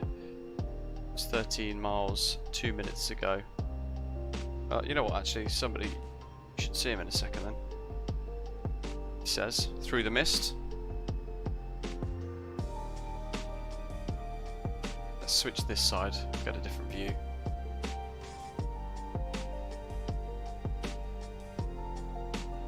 We can check Volanta out while we wait. I'll try and keep an eye. Did I get my touchdown rating? What have we got here? Statistics. No, that's an active flight. We want this one. That was our return. Loads of screenshots thrown in for good measure, and the stats. 93 foot per minute at 1.02 G. Well, that's a plus 93 foot per minute, which is a bit bizarre. Either way, there's another butter.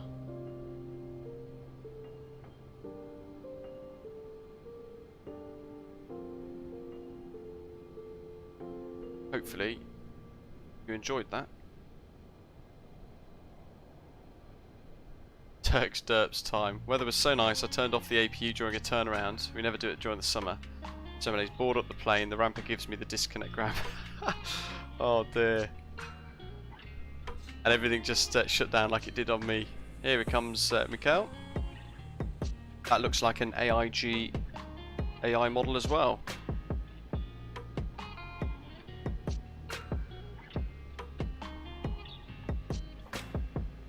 Turks derps. I forgot about that.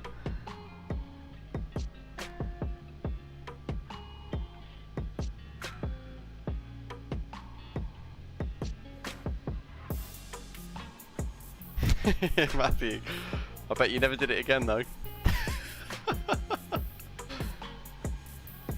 Butter and jam. Here we go. This is. Oh, what's Vatsim doing? There we go. I assume that's a touchdown about there. There's Mikhail.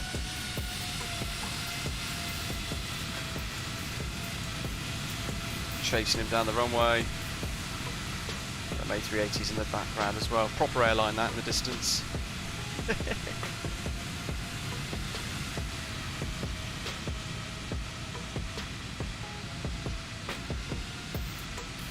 I bet that happens all the time, Matthew, as well, to be honest.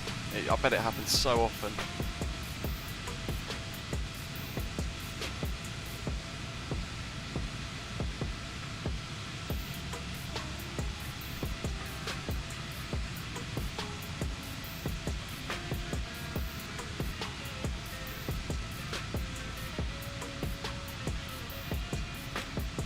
Great landing.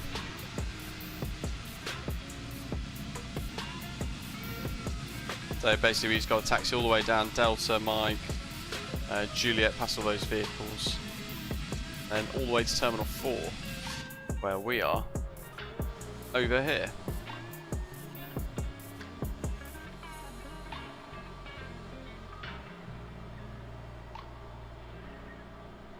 Oh, look at that. Pretty sure I turned the beacon off. Perhaps not. Did I forget? Did. Everything else is off. Oh. There we go. That's all off as well. Good stuff. Waffle's asking, should I use DirectX 12? You know what? I'm not bothering. You asked me to check sensitivity curves as well. Control options. I need to take a screenshot in a second, so those of you waiting on stand, do hold tight. Was it rudder sensitivities?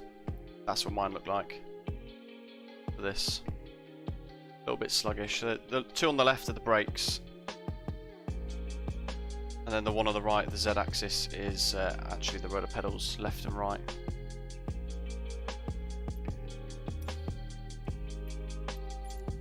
Were they the ones that you were on about, or were you looking for something else?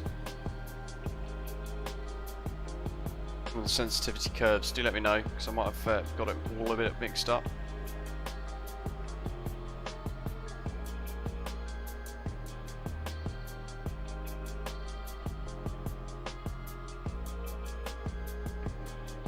Waffle, have you got rudder pedals? I'll show you my control sensitivities for the joystick, and you'll be quite surprised. So what have we got? Left aileron, right aileron. Pitch. Really sluggish. See, the sensitivity is minus 58. I get really nice fine control. To be honest, it's probably still a bit too sensitive. Rudder though. Sensitivity minus 100, dead zone plus 100. I've got it set so that it doesn't work, and I use just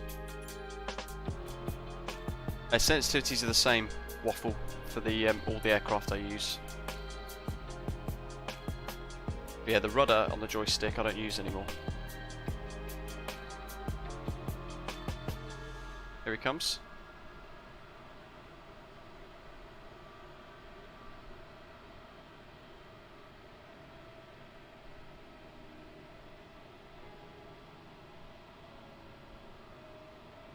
That's a good screenshot, just about catch him off in the distance as well. What's my 747s? It's the same.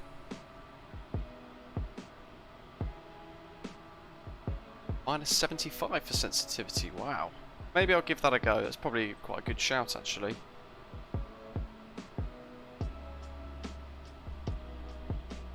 Yeah, the only thing that's different with the controls of the CRJ profile that I've got, you guys can see that there, it's under, I think, power management throttle, and all I've done there is change decrease throttle on the actual throttle bar, so it's a button, press and hold that and it increases the reverse thrust, because that's the only way I can get the reverse working at the moment of the CRJ. There we go. I've got to go and get ready for a night shift now, because I've got to leave in about an hour and a half's time. I hope you guys have really enjoyed today's little ad hoc live stream. Thank you very much for watching, and those of you who flew along as well. Hope you guys enjoyed the route too. Hopefully you've enjoyed the CRJ1000 as well. First time flying that today. Madrid to Almeria and back again. Two really good landings actually, if I can say so myself. Pretty much around the 1 to 1.1 G mark. And good feet per minute for descents as well on the touchdowns. A couple of the screenshots from today will go into Twitter, Instagram, Facebook as well as on our Discord server as well.